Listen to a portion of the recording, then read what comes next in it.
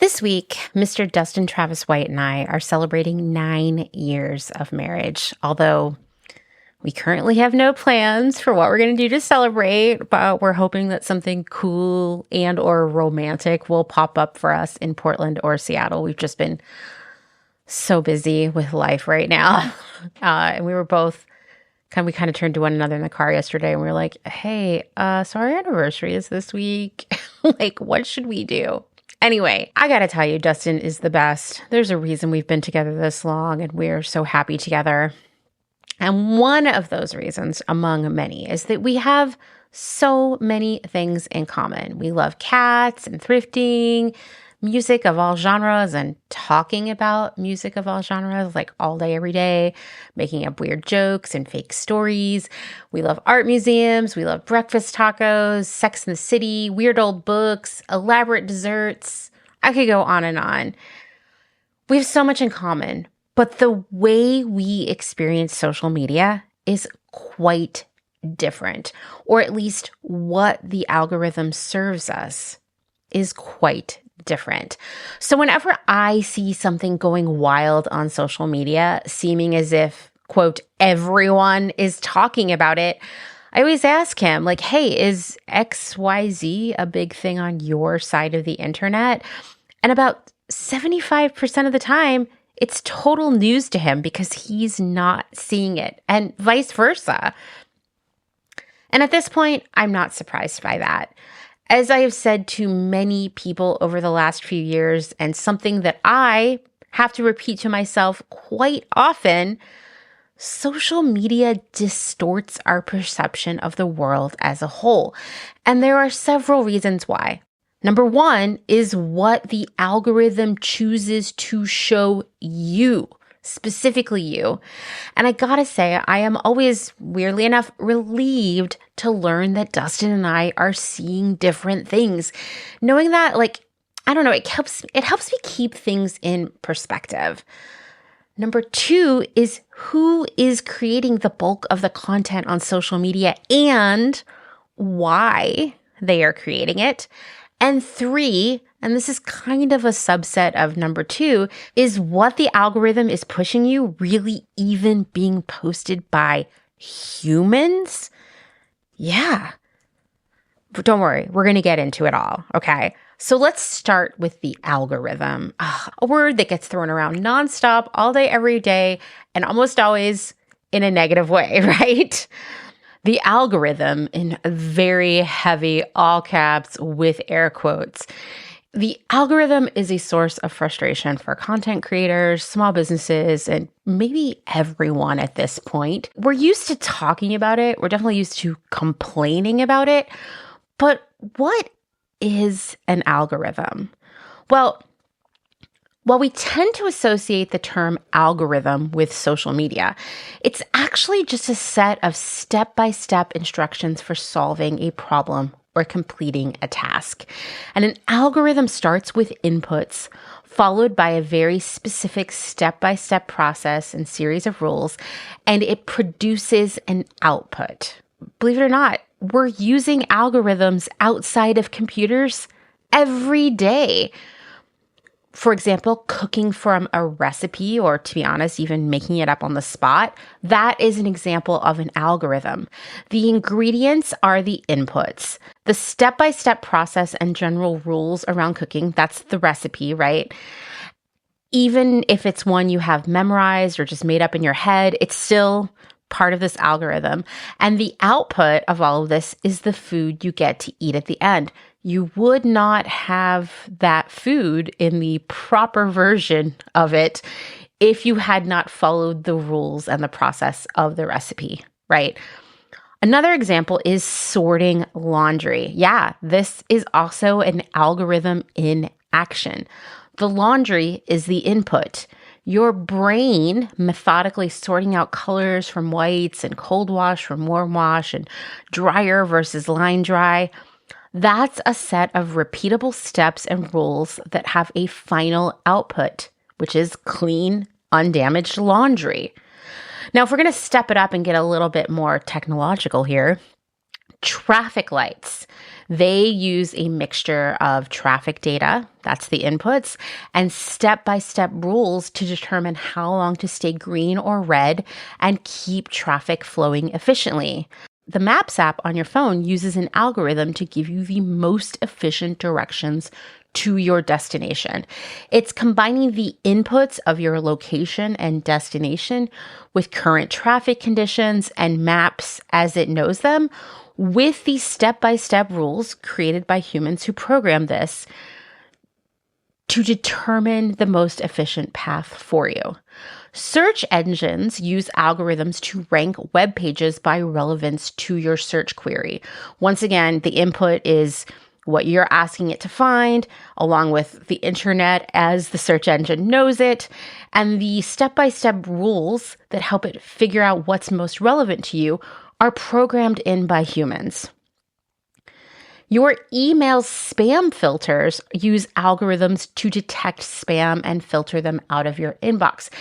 Once again, it's taking a lot of information or a lot of items to process, laundry, groceries, using a step-by-step series of rules that have been created by a human to get you to a final output efficiently and effectively. Now, of course, as we get into the technological examples of algorithms, we start to see that it's never perfect. And really, all of us have missed a red sock when sorting laundry too, right? But sometimes Google Maps will have you doing left turns across a 6-lane highway, or your inbox is sending important emails to your spam folder. These algorithms are not perfect. In all cases, algorithms are only as good as the rules that have been fed into them.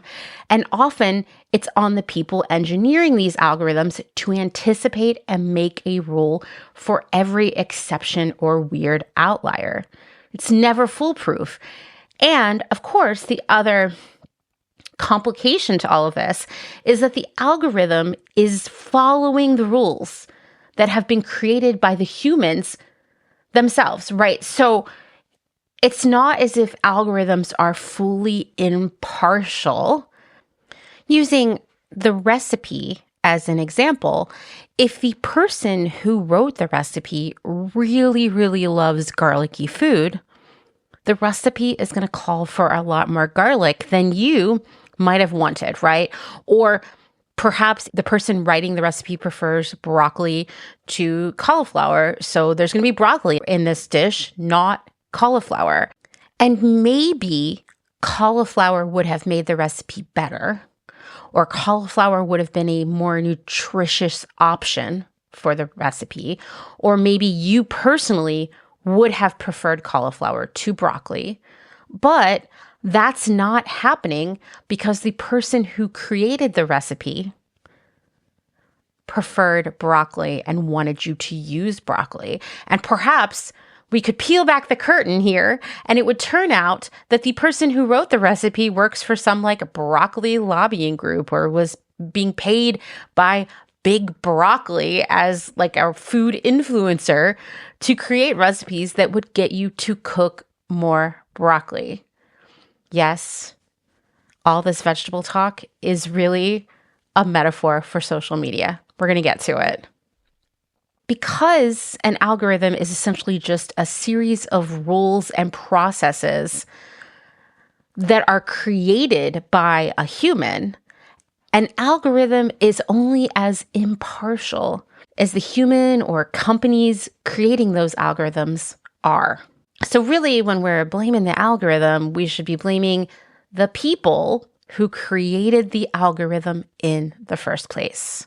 When we get to the social media algorithm of it all, if the humans who are creating the rules are saying, actually, do please push a lot of content to people that upsets them, right? And how the rules for determining via data that something is upsetting someone are this: follow this, prioritize this. Well, then your feed, as sorted by the algorithm, is going to be full of rage bait. Ultimately, an algorithm is supposed to be a clear, logical process that takes a bunch of input, ingredients, laundry, your location, your destination, and turns it all into an output.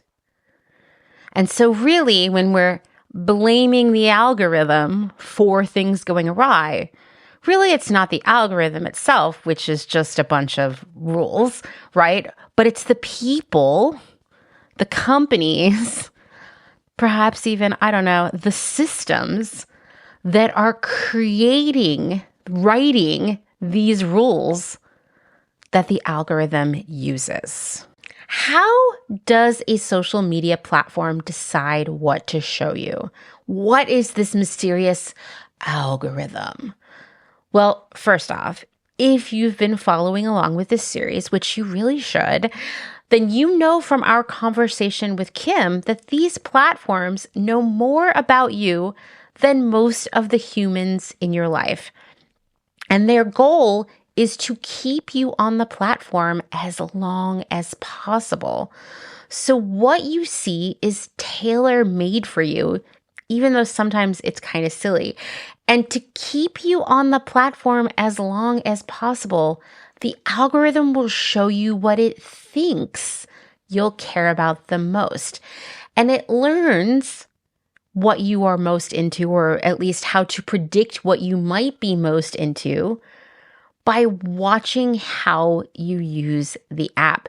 And it uses every single action you take to determine what it will show you next. Of course, if you like, save, share, or comment on something, it's going to show you more of whatever that is. That it can include specific accounts, and it can also include topics. And this is where we kind of choose our own poison on social media, whether we realize it or not. If you're getting into fights with strangers on political posts, well, guess what? Expect to get served a lot more posts that upset you and get you wasting time in the comments section fighting with more people. If what you actually want to see is more content about travel or slow fashion or cooking or animals or whatever it is that makes you happy, that inspires you, that teaches you things, well, then you've got to engage with that content when you see it. Like, if you want to see more Clotheshorse stuff and similar accounts talking about the same things, then you need to engage with like my posts, right? Save, share, like, comment. This will signal the algorithm that you are interested in seeing similar content, because the algorithm wants to give you what you want to see. For any of these platforms, if they keep you scrolling longer, they can serve you more ads. And that's what generates their revenue. So they're not tailoring your feed as some altruistic endeavor to bring joy into your life.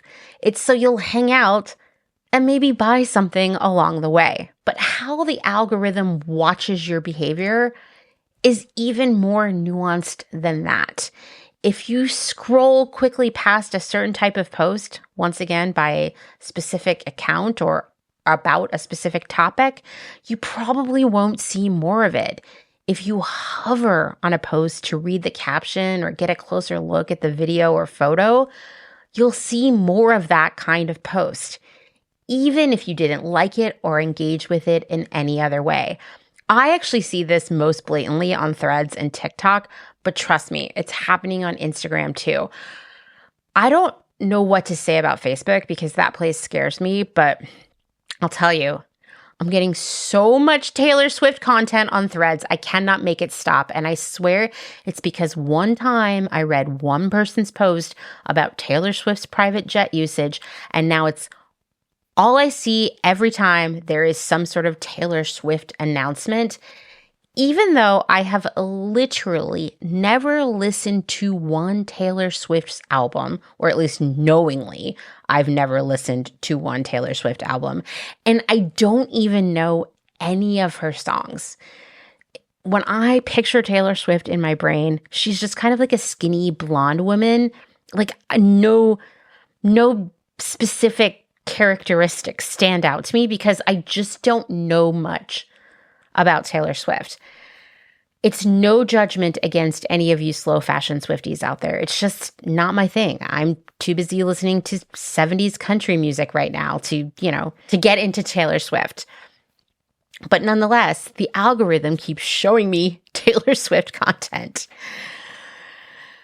All of these platforms, they rank all potential posts using machine learning models that predict 1, how likely you are to like, comment, or save, 2, how long you'll spend watching, and 3, whether you'll tap through, scroll past, or report. And each post gets a score. The higher the predicted engagement score, the higher it appears in your feed. And once again, you get to dictate what the algorithm shows you, outside of ads, of course, by engaging with things you like and skipping things you don't like. If you see an ad that you don't like, just scroll back past it really, really fast, and maybe you'll get better, more interesting ads in the future. The algorithm will also take into account the kind of device you're using to access the app, how long you're actually spending on the app, and when you are using the app. And as we discussed with Kim, it's going to use all of this information about you and your habits to lump you in with similar users, and then serve all of you similar content and ads. In theory, it will also avoid showing you too much stuff from the same account because it doesn't want you to get bored.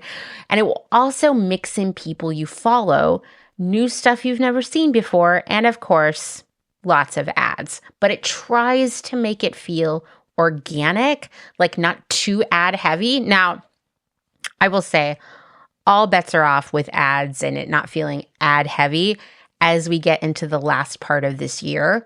You know, it's very standard in the industry, any retail industry that sells you stuff, to have about, a certain percentage of your monthly sales allocated towards marketing, right? And when do most businesses, like retail businesses, do the bulk of their sales? During the holidays in November and December. And that means they have the biggest marketing budget of the year in November and December. So they're going to be flooding you with ads on every platform. They're going to be sending you tons of emails and SMS messages and on and on and on. You're going to get a lot of marketing over the next 2 months. So some of this alleged fine-tuning, I guess I would say, that the algorithm does to not show you too many ads, it might not feel that way as we go through November and December. But remember, the goal of the people and companies who build these algorithms is to keep you scrolling by showing the content it believes you'll enjoy or react to the most. Reacting, not always a positive reaction, but it still counts as a plus when the algorithm is scoring a potential post. It's not necessarily prioritizing or showing you what's newest or most important. When it comes to things like shadow banning, meaning when the algorithm does not show your content to your followers and other accounts who don't follow you, all of the platforms say that they do not shadow ban users or specific topics, but the algorithm does by design assign a lower score to content that people are more likely to report or just scroll by really fast. And when I think about something like pro-Palestine or leftist content seeming to be shadow banned, it could be that the algorithm has rightly or wrongly been told to recognize this kind of content is highly likely to be reported, therefore scoring it lower and showing it to less people. Or it could be that people are just scrolling past that stuff because they are using social media for fun and relaxation. I don't know. But what I do know is that every time, back when I was still posting on TikTok, that I would post about Shein, Temu, or fast fashion as a whole, the content was suppressed, shown to almost no one, while other posts about thrifting that I did were shown to lots of people. It could be that TikTok has trained the algorithm to score anything anti-Shein a lot lower, so it shows it to less people. The same could be said for pro-Palestine content on Instagram. I don't know. What I will say is that my feed on every platform for the past 2 years has been highly pro-Palestine and leftist. So I do know that that content is being shown to someone. I just don't know how many people. And it may be just like, honestly, people don't heart things on Instagram anymore like they used to. It doesn't mean that they don't see it and take it in and think about it. They're just not reacting because they just keep on scrolling. So I don't know if shadow banning is real. I suspect it is to a certain extent. I really doubt that these platforms are completely innocent and unbiased in terms of what the algorithm pushes us. But what I will also say, as we're going to get into it, is that there are even more factors involved in what we are seeing. And it really starts with the volume of posts and where they're coming from. Now, when it comes to brands or fashion trends that it seems like everyone is talking about, this is 100%, at least partially, a function of how the algorithm functions, not necessarily a reflection of how many people IRL out in the real world outside of social media like that brand or trend. So if it's not a reflection of people generally, globally, whatever, actually being super into that brand or trend, why does it feel like it? And why are you seeing so much of it? Well, there are a few reasons why that's happening.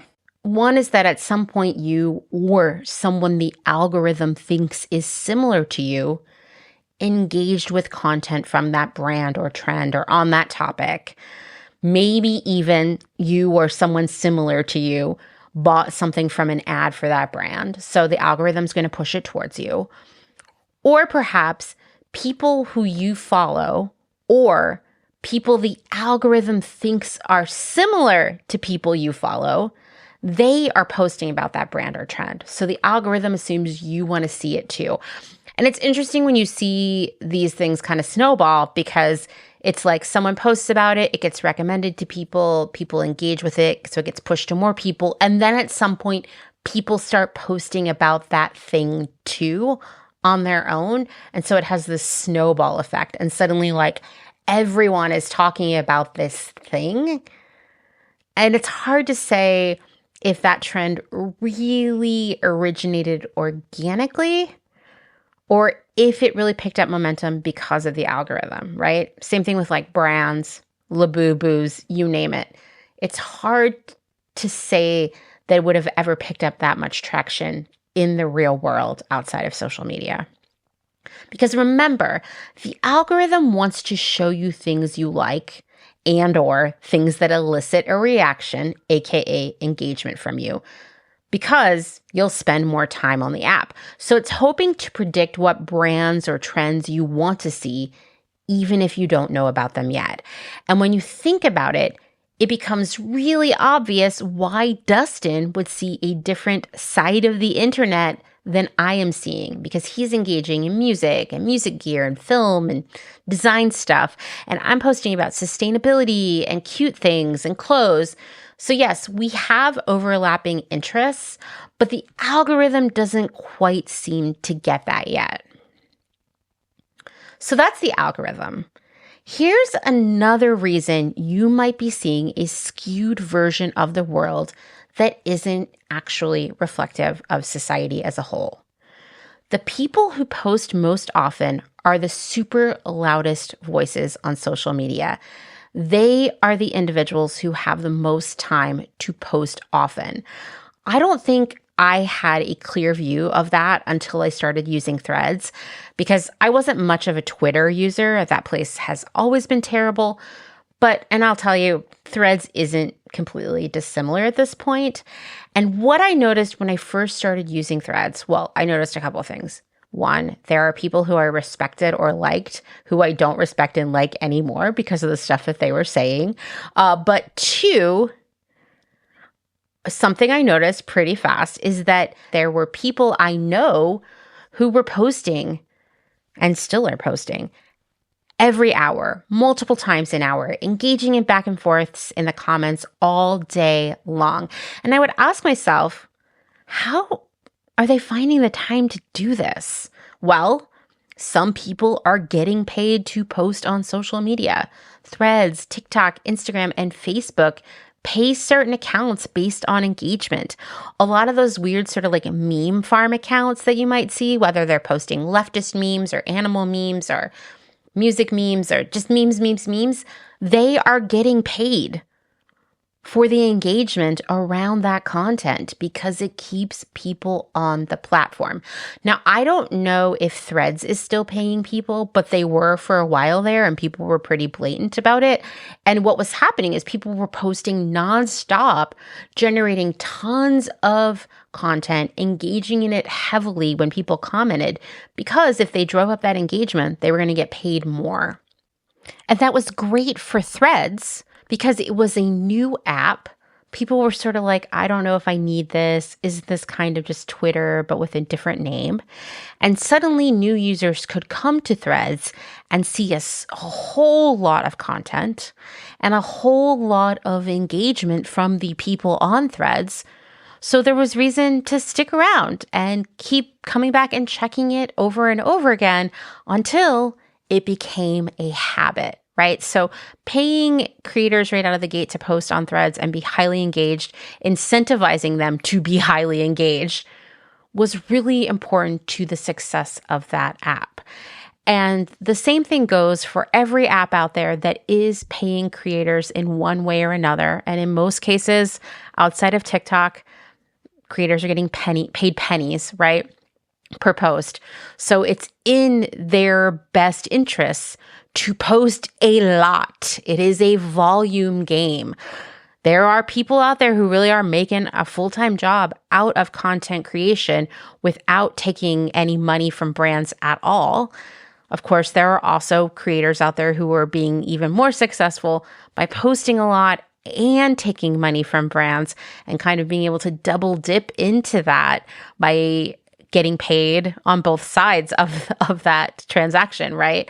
But ultimately, there is a lot of money in one way or another driving what we see, because there's a direct relationship between the volume of what we see and the money that's motivating it. For creators who are being paid to post content, posting as often as possible and posting the most engaging, often inflammatory / sort of clickbait kind of stuff will mean a bigger payout.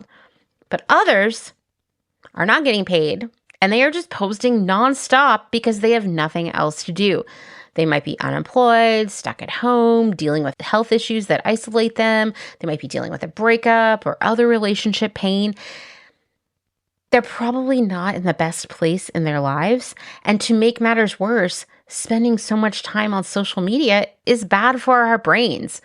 I'm going to share the abstract from a study about this in the show notes. It says, quote, "The use of social networks is strongly correlated with the development of anxiety and other psychological problems such as depression, insomnia, stress, decreased subjective happiness, and a sense of mental deprivation. The majority of the cited literature predicts that the likelihood of social media-induced mental health problems is directly proportional to the amount of time spent on these sites, the frequency of usage, and the number of platforms being used." So whether someone is being paid to post or is just posting for free, they are getting progressively more unhappy. The more they post, the unhappier they become. And this means that the unhappiest voices are the loudest. And the volume of posts just amplifies their messages. That means that what you are seeing most often on social media is probably not indicative of society as a whole, or even a large swath of society, especially when we couple it with what we have learned about the algorithm so far. One, social media is being flooded by specific, very loud perspectives because those individuals have more time and or financial motivation to post often. 2, you or someone like you has engaged with these posts, maybe even just slowing down for a minute to read and think, so the algorithm serves it to you. And if you engage even slightly, it decides to show you even more. 3, suddenly that opinion or trend or brand seems to be something that everyone is talking about, and you might even think that everyone agrees on it. So here's an example. Last year at this time, aka October, a friend of mine who loves Halloween, like literally starts working on her costume early in the year, decorates her entire place from top to bottom, tries to only eat Halloween foods in October. I do have a lot of questions about that one. And really just lives for October, said to me quite sadly last year, "I'm afraid to post about Halloween this year because I don't want to get canceled." And I was like, huh? And she said, yeah, there's a lot of pushback against celebrating Halloween this year because the world is essentially falling apart.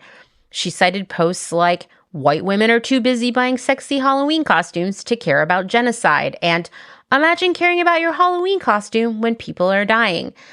That second one was literally posted by someone I follow, who later that day shared in their stories that they were doing a pop-up of secondhand costume pieces that weekend. So I don't know what to say there. I think we're just all over the place and really emotional right now. But my friend was concerned.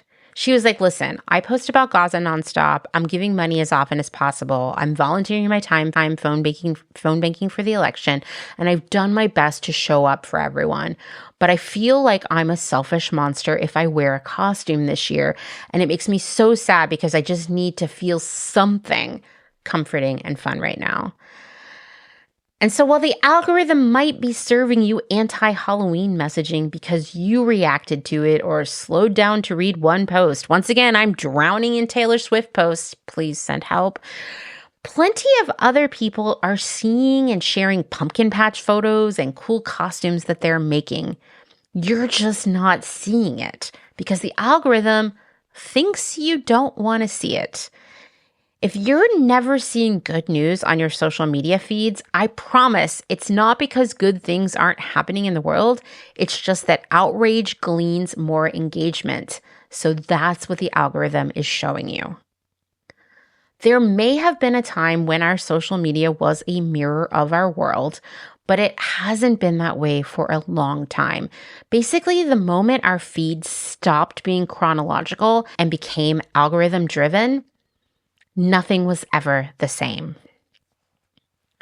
But back to this Halloween issue. So after having this conversation with my friend, it was the weirdest thing. I started seeing posts that backed up what she was saying. And I asked Dustin, I said, "Hey, is your side of the internet saying that Halloween is canceled?"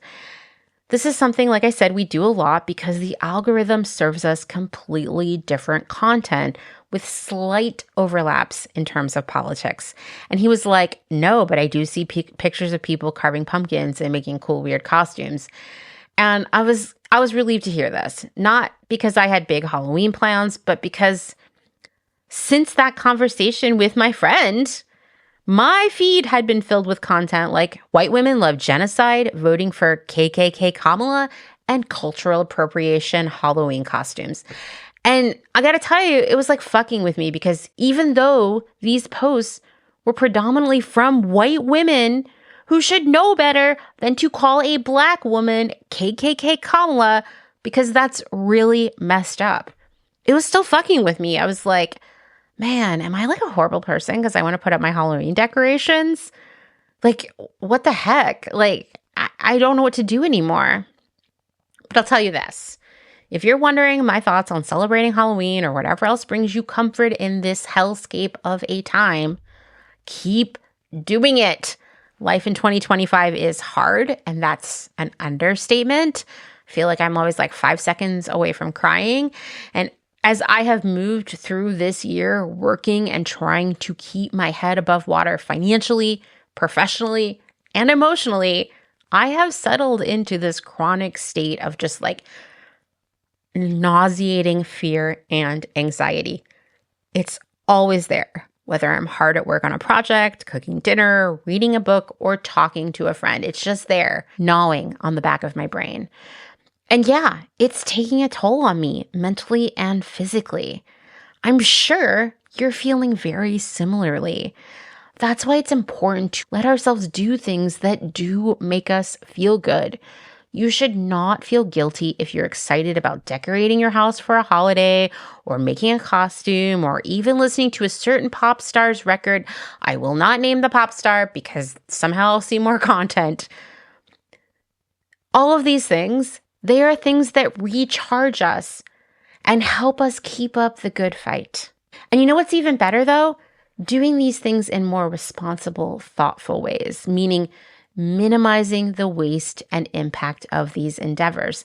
In fact, I'm going to tell you, I think there is great joy in taking something that makes you happy and then doing it in a more sustainable, ethical way. It's like double fun, double happiness, and we all need it right now. So please do things that make you happy. But like I said, Dustin and I do these what is your side of the internet saying check-ins pretty regularly because to be honest, his side of the internet is full of cool, creative people being funny and doing cool stuff. And mine is often clogged with virtue signaling, infighting, and people complaining about and or defending Taylor Swift. And it is really exhausting and actually unengaging to me.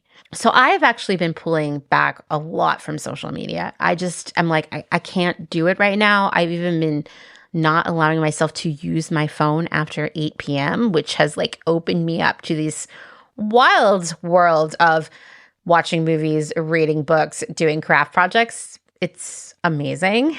So this summer, right after my birthday, Dustin went on tour with his band American Motors for a few weeks, which meant I was home alone in the middle of nowhere, and I was not doing well mentally. This year has been rough, and I've been dealing with harassment from, I hope, a former Clotheshorse fan that has made me very afraid of being home alone. I've been dealing with some really scary family stuff,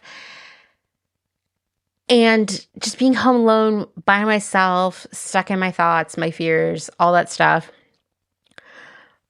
I was spending a lot more time than usual online on social media with no one to check with on what they were seeing. And that made it harder to get a perspective on it. So made me even more anxious and afraid. And something that I was seeing a ton of posts about was Cracker Barrel. Now, for all of you who don't know what Cracker Barrel is or aren't as chronically online as me, Cracker Barrel is, per Wikipedia, an American chain of restaurant and gift stores with a Southern country theme. I've only been to Cracker Barrel one time. It was in the early aughts, and I was with my grandmother. I ate a salad and some macaroni and cheese. It was pretty forgettable. I mean, the meal was forgettable. Seriously, I would much rather eat at a Bob Evans restaurant or Friendly's, two other favorites of my Gam Sandy. But one thing that did strike me as unusual and possibly really smart was that to enter the restaurant, we had to first walk through a Cracker Barrel store that sold rocking chairs and many types of decorative wreaths, baskets, those hard candy sticks that come in flavors like bubblegum and root beer, and really any number of country-themed products. Now, the McCarty White household is pretty anti-Cracker Barrel because there are pretty much no vegetarian, gluten-free options there. Furthermore, we don't really eat at chain restaurants very often, so it's just not something we even think about. So imagine my surprise when suddenly there was all this commentary about Cracker Barrel's new rebrand being woke. The main controversy seemed to center around two things. One, the logo for the brand was changed from a white grandfatherly man sitting on a chair next to a barrel, a Cracker Barrel, I suppose, to a blanded down version of just the name, no white guy in sight. Literally a trend called blanding. Yes, blanding was a design branding trend from a few years ago that Kim and I covered on the department. You should go check that out if you want to learn more about what blanding is. If anything, a move to a more bland brand for Cracker Barrel, it felt a few years too late. The other thing that was getting people riled up was the planned remodel of all of Cracker Barrel's stores into a white, more minimal look that was, to be honest, not dissimilar to the modern farmhouse aesthetic championed by Chip and Joanna Gaines and their Magnolia brand, which, by the way, is also kind of an old, out-of-date trend at this point. I remember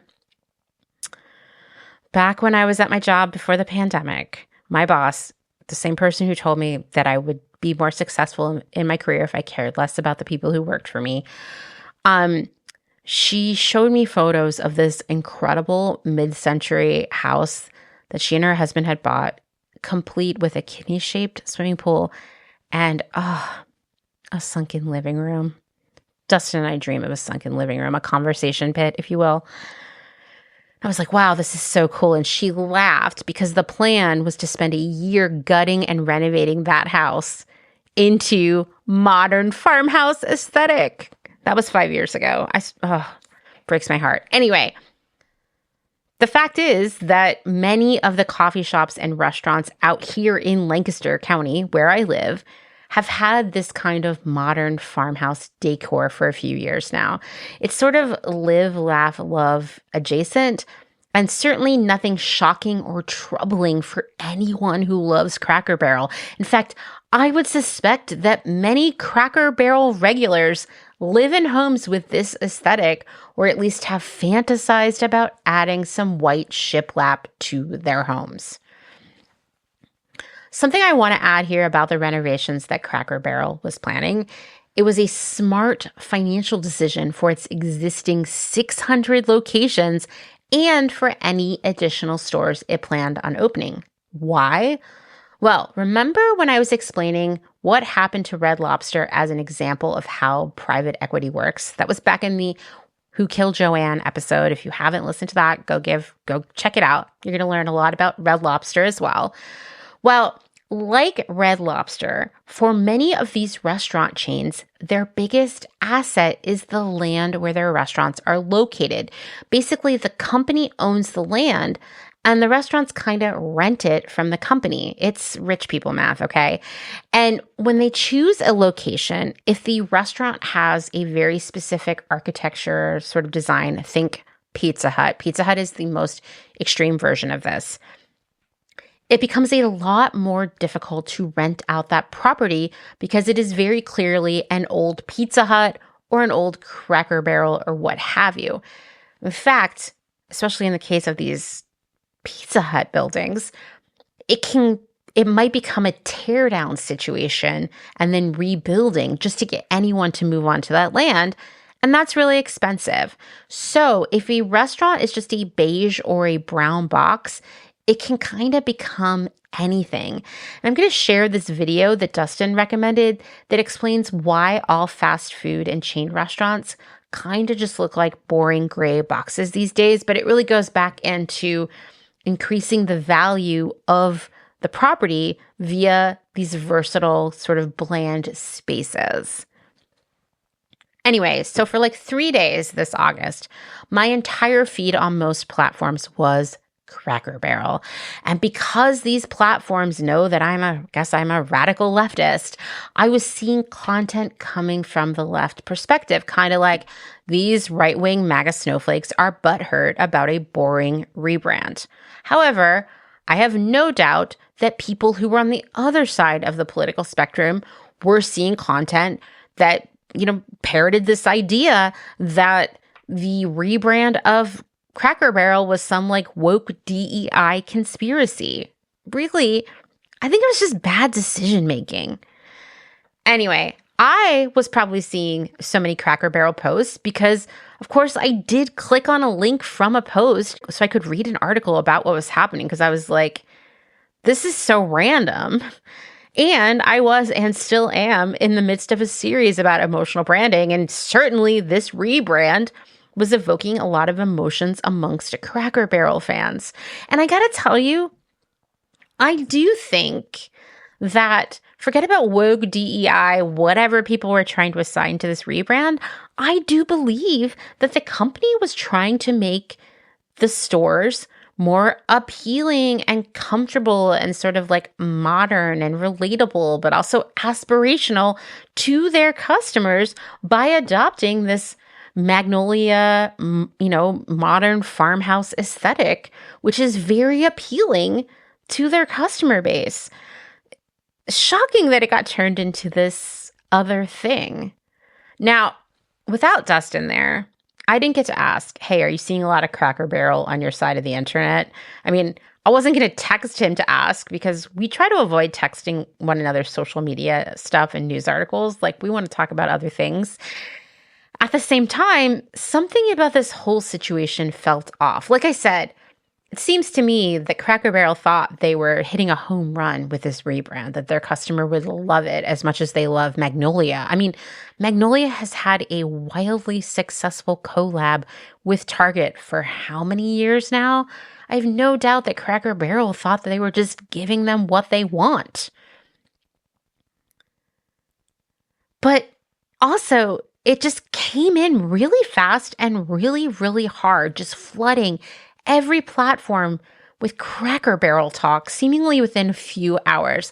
And sure, I expect that from a big news story, but this was just a restaurant chain that was doing a rebrand and some renovations. Like, not the biggest thing happening in the world by a long shot. I mean, this is 2025, people, okay? There's a lot happening.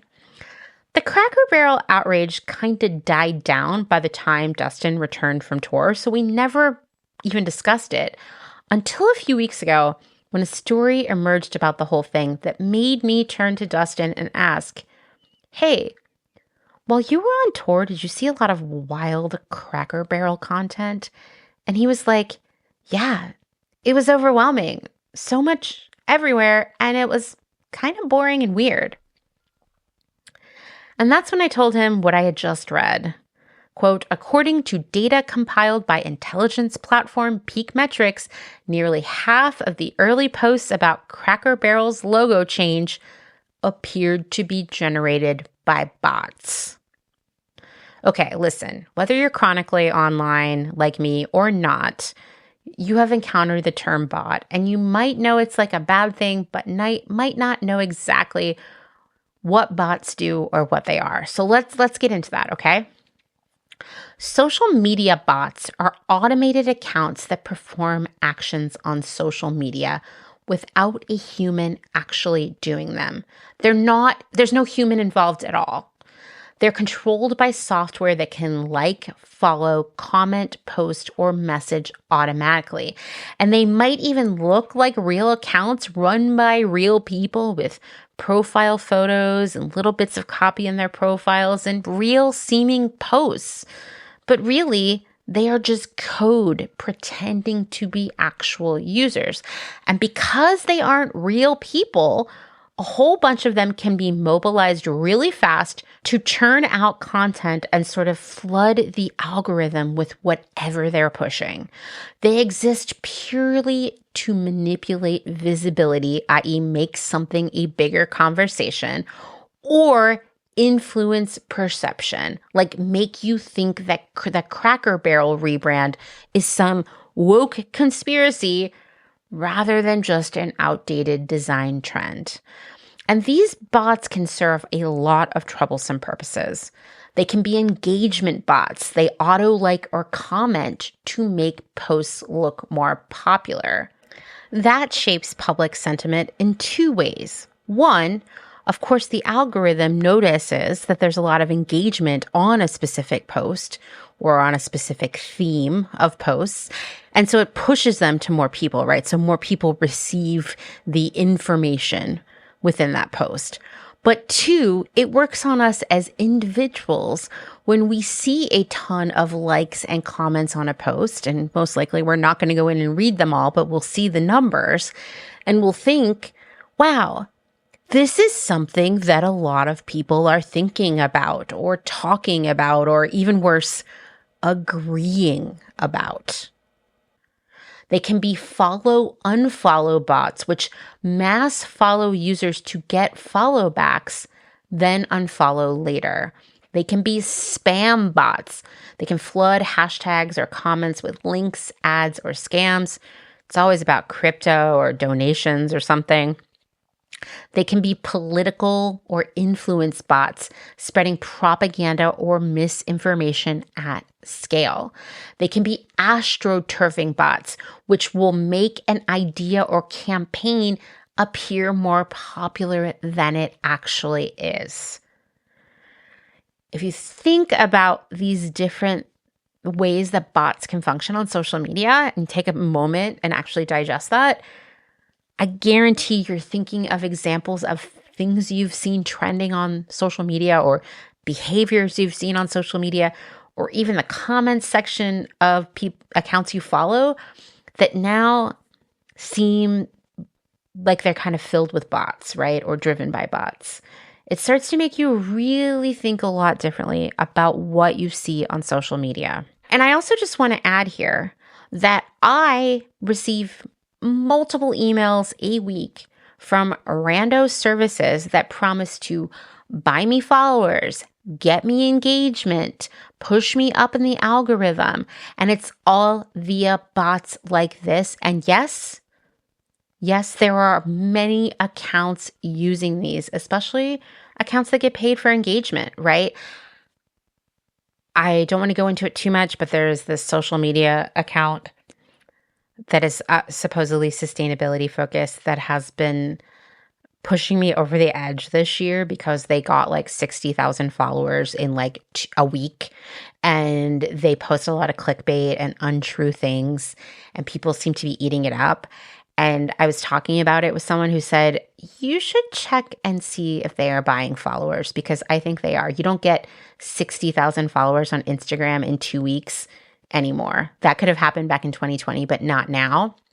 And I was like, interesting. So I used this website called Social Blade, where you can see like sort of follows, unfollows, and statistics around an account. And it will even tell you like, what is the likelihood that this account is buying bots, buying followers, I guess. And those would be bots. And this account is most definitely doing that. And I saw them buy 50,000 followers in one day. So anyway, this is all around us, right? And it can be in nefarious ways, and it can also be in like, I'm sharing sustainability content ways. But even something that feels as like silly as buying followers, buying these bot followers for your account on social media is actually, it's pretty sketchy because it does impact public sentiment about that account, right? So going back to when I was saying like, oh, these engagement bots, when we see these posts with a lot of engagement, we start to think, oh, this must be something everyone's talking about. This must be something people are agreeing about. This is something that maybe I should agree with and talk about. And similarly, when we see an account with a lot of followers, we assume that they are more legitimate, that they are presenting true information, that they are someone worth listening to because they have this sort of proof of their legitimacy via all these followers. But it like doesn't really mean anything at all. An account with 60,000 followers or 250,000 followers or 1 million followers is in no way for certain going to have more accurate, more impartial, more useful knowledge than an account with 100 followers. But it works on us to think otherwise. And so, yeah, even just something as silly as buying bot followers can actually misrepresent the reality of the situation to people on social media. All in all, bots distort our perception of what's really happening in the world and can lead us to some dangerous decisions. Yes, we have confirmed proof that bots have been influencing election outcomes around the world for the past decade. These bot accounts definitely helped Trump get elected twice. They 100% spread misinformation in the most recent election and got a lot of people to sit this election out via astroturfing and political influence, okay? Making it seem like everyone was sitting out the election because of XYZ. And then, basically getting you to share why you are sitting out this election so that your friends see it and then they sit out the election. It was highly effective. I want to say 34% of registered voters in the United States did not vote. That is more people than voted for Kamala, okay? This was a very effective campaign, and people I know who are my friends, who are Dustin's friends, who I know professionally, who I know through like the sustainability world, who I went to school with, who I've worked with, etc., posted about how they weren't voting because they were voting with their conscience, or they were sitting it out because both parties are the same, or all of these other things that directly led to Donald Trump winning. And they were 100% repeating the same verbatim words and phrases that I was seeing in other posts. So yes, this stuff is very effective. But outside of political stuff, bots were also a big part of the Johnny Depp Amber Heard trial. There is a 6-part BBC podcast called Who Trolled Amber that digs into it. You should listen to it. It will change how you feel about any discourse you see on the internet, period. From that show, they said, we obtained a cache of almost 1 million tweets posted about Amber Heard in the run-up to the trial. One data expert who we commissioned to look at the cache told us that more than 50% of these tweets were inauthentic. According to the expert, that means they either came from bots, which are automated accounts, or paid for trolls, real people hired to slander someone online. In one case, 100 accounts sent 1,000 identical messages at once to companies working with Heard saying, this brand supports domestic violence against men. We also found bot networks tweeting pro-Depp content in Thailand and Spain, as well as fake pro-Depp accounts that used AI-generated profile pics to appear authentic. Wow. The goal here was to turn public opinion against Heard. And yes, 100% Johnny Depp paid for this, because also it could possibly protect Depp's flagging career by painting Amber Heard as a liar and as an abuser. And you know what? It worked, okay? The stuff I saw people saying about them, or even being like, well, it's a both people kind of suck thing. And I was like, are you kidding me? It became almost a litmus test for a while for me of like people who I should trust or not. And over time, I realized it was like, no, it's people who have seen the algorithm serve them this much stuff or not. That's what it really is. Anyway, a similar strategy was used in the recent Blake Lively Justin Baldoni lawsuit, with bots infiltrating celebrity subreddits, among other places, posting anti-Blake content. And you know what? It also worked, because the bot would start the thread, and then maybe a few bots would comment, and that would push it up in the algorithm, and then real people joined in. Because if there is one thing the internet can agree on, it's that it's super fun to shit on women in a comments section, right? But back to Cracker Barrel. I'm going to share this full article from Gizmodo in the show notes that really outlines it all. But here's what happened, okay? So Peak Metrics analyzed 52,000 Twitter posts about Cracker Barrel's new logo within 24 hours of the announcement. I know that some people call Twitter X. I refuse to. Anyway, okay. So 44.5% of all mentions of Cracker Barrel showed signs of bot activity. Posts calling for a boycott had even more. 49% were flagged as likely bots, so half. And these bots just weren't just on Twitter. They were on just about every platform, linking this rebrand to terms like woke and DEI, which of course real people just ate up. In less than 2 weeks, there were more than 2 million posts about Cracker Barrel's rebrand on Twitter alone. And Peak Metrics estimated that a quarter of them were posted by bots. Of course, that means that 75% of those posts were from humans. It seems like what happened is this. A few people posted about disliking their rebrand. Then someone somewhere decided that it could be a great culture war topic to fuel division, so the bot armies were set loose on it. Bots amplified the conversation in a big way, creating that feeling of everyone is talking about it, which then got more and more people to post about it. So who set the bot army loose? Peak Metrics didn't name names, but it did say this. The initiators are ideological activist accounts with prior culture war posting histories supported by botnets. Isn't that scary? Like, here's just like a restaurant that maybe you've never even thought about, or maybe you're like, I'm sorry, I can't name anything from their menu, but fill in what you really love from there.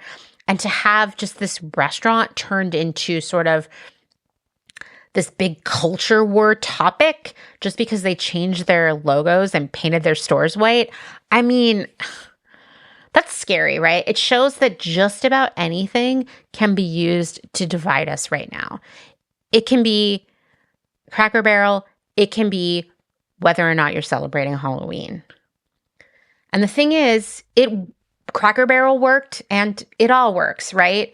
Back then in August, it felt like everyone was talking about Cracker Barrel, and it made the whole thing feel like a big cultural moment, something that everyone needed to think about. Like suddenly it was something where everyone had to pick a side, and really, it was just a really boring rebrand and renovation.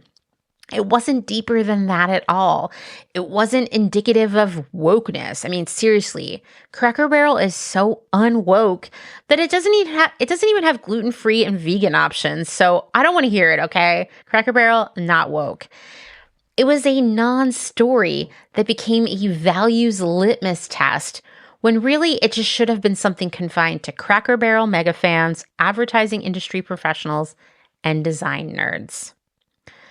So knowing everything that we have discussed so far, let's examine how Cracker Barrel's rebrand is woke flooded everyone's psyche for a few days. Well, first, people posted about their displeasure with the rebrand. Maybe a few people posted a lot about it because they had more time and or financial motivation to post. In fact, maybe a few people posted a lot about it because they had more time and or financial motivation to post often. Maybe they would have never posted a single thing about Cracker Barrel because, like I said, it's kind of a boring story if they hadn't had the time or financial pressure to come up with something to post about. Next, a few people saw those posts and maybe lingered over them for a while, thinking about them, or even clicked onto the link to see what the rebrand looked like. And the algorithm was like, people like this. Show it to similar people. And along the way, the bot farmers were like, oh, hell yeah, this is going to be a great way to sow some animosity on the internet. And so then real people engaged with the bot posts, which pushed them to even more people. And then real people posted their opinions on it. And suddenly, a bland rebrand was culture war fodder. So all of this is to say, harnessing the algorithm and even using bots, these are just more tools in the marketing toolbox that create an emotional connection with a brand. Maybe that emotional experience begins with extremely negative, outraged thoughts, but regardless, it increases brand awareness and maybe even converts us into customers over time. Like, now I have Cracker Barrel on the brain. Perhaps I'll be on a road trip and be like, well, we could eat there, because I've been thinking about it. It's in there now. Think about the things it seemed like everyone was talking about at some point online, right? Labubu's, for example. Sorry, but Labubu's are popular because of the algorithm, period, okay? I'm telling you. I mean, they're cute, but like the fervor, definitely fueled by the algorithm and maybe even some bots. Who knows? And not everything that you read about a trend or a brand has to be positive to get it into your brain and make you reconsider it. For example, I never saw anything pro Labubu on my social media feeds, but what I saw was Labubus are just another example of fast fashion and overconsumption and wastefulness. And look at these ding dongs who buy plastic stuff for the landfill. Like, I only saw extremely negative, very virtue signally, very judgmental, very not helpful discourse about Labubus that were like that. And that is how I became aware of Labubu as a trend and interacted with it by like seeing what they were and thinking about whether or not they were cute. And of course I didn't buy one, but I could have. It could have pushed me in that direction.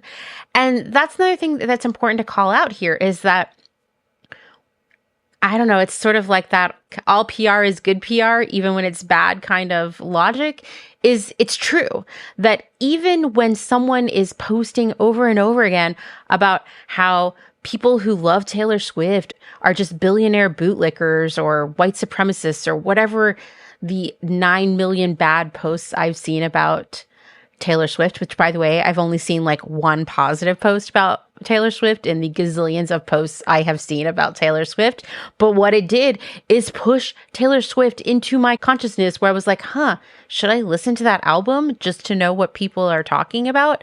I didn't, but I guarantee it did push more people to listen to Taylor Swift and perhaps become fans kind of by accident.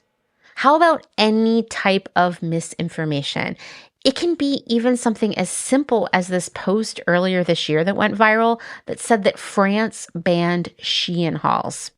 That post was not true and full of misinformation, but because people don't fact check what they see on social media, they just share it, that tells the algorithm to push it to more people who also won't fact check it. Or about like what I mentioned earlier, not celebrating Halloween or other holidays because, well, look at the world around us.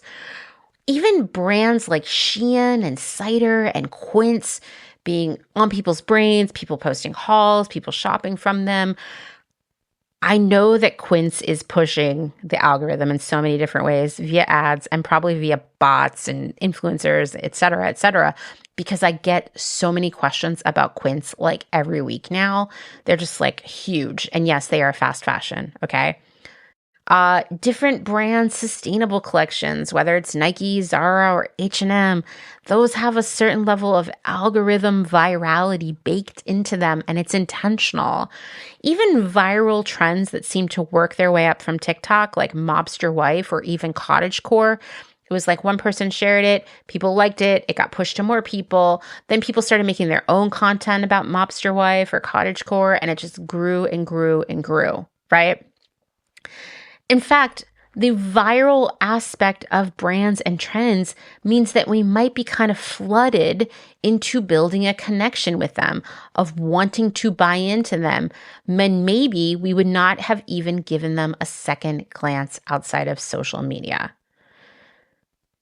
It makes me think more about Mark Gobe's book, Emotional Branding. Of course, we got to mention it again, the flowers in the attic of marketing in this century. And in that book, as we've discussed countless times over this whole series of episodes, Gobe's big message to companies, to brands, to retailers is sell without seeming like you're selling. And the algorithm and bots and all of this, it sells to us, whether it's stuff or ideas, without actually seeming like it's selling to us, right? It's like so genius. Some of this selling to us might not even be coming from real people, but they feel like real people to us. And they convince us that everyone is talking about this thing. It's been sold to them. Now we should buy into it too. It is highly successful, highly sneaky, emotional branding. I'm sure it's not at all what Mark Gobe envisioned, but that is what's happening.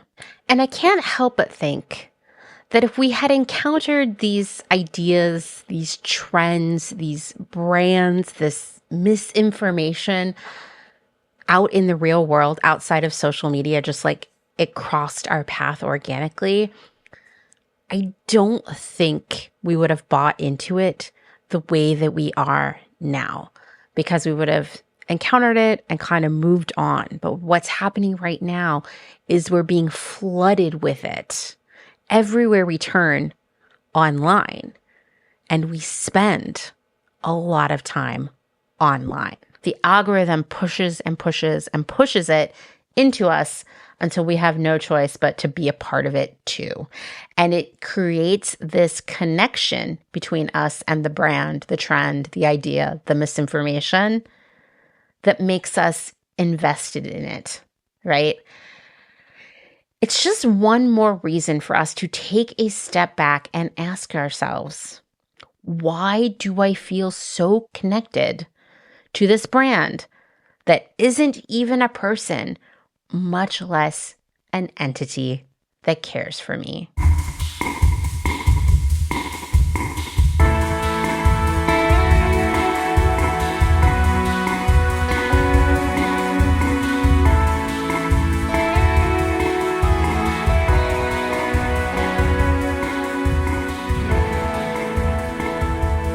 Welcome to Clotheshorse, the podcast who is not ashamed to admit that my favorite chain restaurant is Taco Bell, and I am also not afraid to give you an hour-long cold open. Congrats, you listened to it. Hi, I'm your host, Amanda, and this is episode 245, part 6, and an ongoing series about brands and how they influence our identities and drive consumerism. And thank you for being patient as I worked on this one. I meant to release it last week, but I had to rewrite the whole opening. I really wanted to get into explaining bots and how they work, which meant more research and reading and thinking about how I could explain it to you in a way that was understandable. So thank you for being patient. It was worth it, I hope. I feel like it was worth it. Anyway, like I said, this is part 6 in an ongoing series. I highly recommend that you listen to all of them because they interconnect and will help you understand this episode more too. In part 1, we explored the meanings of brand and branding, along with the history of branding. I also revealed some brands that are really just licensed zombies at this point. In part 2, we unpacked the concept of emotional branding and how it has influenced our own relationships with brands, building large communities of strangers who are brought together because of where they like to shop and what they like to buy. In part 3, we unpacked cause marketing and why it's really not that charitable. In part 4, we talked about how brands use convenience, nostalgia, and hope to market to us. And we examined part of a recent WGSN trend report about the emotions of consumers and how to market to them. In part 5, we learned about what brands know about us, aka the customers, and how they sell to us more sneakily than ever. My good friend Kim Christensen dropped by to explain digital marketing and consumer data. In this installment, we're going to check out your stories and all of your thoughts surrounding brands. There's still more to share in a future episode, so keep your stories and thoughts coming. I would love to hear from you about how this series has changed your relationship with brands, what it's made you see more clearly, or even, whoa, I think that the algorithm and bots made me think this thing, XYZ, was what everyone is talking about. I would love to be able to show more examples to all of you about how this impacts our perception of the world.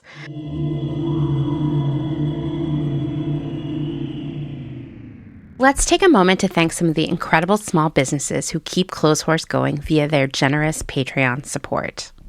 Slow Fashion Academy is a size-inclusive sewing and pattern-making studio based in Philadelphia, Pennsylvania. Designer and fashion professor Ruby Gertz teaches workshops for hobbyists and aspiring designers so that anyone can learn the foundational skills of making, mending, and altering their own clothes. Several times per year, Ruby offers her flagship Sloper workshop, an in-person 2-day pattern-making retreat where you will learn how to drape a set of basic block patterns that capture your unique shape and proportions. You can also use these basic block or sloper patterns as a foundation for infinite styles of garments that are custom made to your body's one-of-a-kind contours. Or compare your sloper to commercial patterns to see where you might need to alter the shape. No more guessing at full bust, flat seam, or sway back adjustments. Start with a foundation that fits. Ruby also provides professional design and pattern making services to emerging slow fashion brands and occasionally takes commissions for custom garments and costume pieces. She has also released several PDF sewing patterns for original designs under her brands Spokes and Stitches and Starling Petite Plus. I just want to also add here on a personal note that right now Ruby is actually working with me to create a one-of-a-kind, unique to me special dress that I will be wearing for all future Clotheshorse events, including live episodes later this year in the Pacific Northwest. I am so excited to work with Ruby because she is so talented and so knowledgeable about all things clothing creation. Check out the schedule for upcoming workshops, download PDF sewing patterns, and learn about additional sewing and design services at www.slowfashion.academy. And it's important for me to tell you that that's slowfashion.academy. Selena Sanders, a social impact brand that specializes in upcycled clothing using only reclaimed, vintage, or thrifted materials from tea towels, linens, blankets, and quilts. Sustainably crafted in Los Angeles, each piece is designed to last in one's closet for generations to come. Maximum style, minimal carbon footprint. Shift clothing out of beautiful Astoria, Oregon, with a focus on natural fibers, simple hardworking designs, and putting fat people first. Discover more at shiftwheeler.com. Late to the party, creating one-of-a-kind statement clothing from vintage, salvaged, and thrifted textiles. They hope to tap into the dreamy memories we all hold. Floral curtains, a childhood dress, the wallpaper in your best friend's rec room, all while creating modern, sustainable garments that you'll love wearing and have for years to come. Late to the Party is passionate about celebrating and preserving textiles, the memories they hold, and the stories they have yet to tell. Check them out on Instagram at Late to the Party People. Vino Vintage, based just outside of LA. We love the hunt of shopping secondhand because you never know what you might find. Catch us at flea markets around Southern California by following us on Instagram at vino.vintage so you don't miss our next event. Dylan Page is an online clothing and lifestyle brand based out of St. Louis, Missouri. Our products are chosen with intention for the conscious community. Everything we carry is animal-friendly, ethically made, sustainably sourced, and cruelty-free. Dylan Page is for those who never stop questioning where something comes from. We know that personal experience dictates what's sustainable for you, and we are here to help guide and support you to make choices that fit your needs. Check us out at dylanpage.com and find us on Instagram at dylanpagelifeandstyle. Salt Hats, purveyors of truly sustainable hats, hand-blocked, sewn, and embellished in Detroit, Michigan. Find us on Instagram at Salt Hats.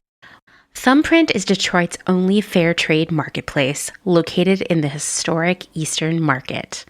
Our small business specializes in products handmade by empowered women in South Africa, making a living wage, creating things they love like hand-painted candles and ceramics. We also carry a curated assortment of sustainable and natural locally made goods. Thumbprint is a great gift destination for both the special people in your life and for yourself. Browse our online store at thumbprintdetroit.com and find us on Instagram at thumbprintdetroit. Vagabond Vintage DTLV is a vintage clothing, accessories, and decor reselling business based in downtown Las Vegas, Nevada. Not only do we sell in Las Vegas, but we're also located throughout resale markets in San Francisco, as well as at a curated boutique called Lux and Ivy, located in Indianapolis, Indiana. Jessica, the founder and owner of Vagabond Vintage DTLV, recently opened the first IRL location located in the Arts District of downtown Las Vegas on August 5th. The shop has a strong emphasis on 60s and 70s garments, single-stitch tees, and dreamy loungewear. Follow them on Instagram at Vagabond Vintage DTLV and keep an eye out for their website coming fall of 2022.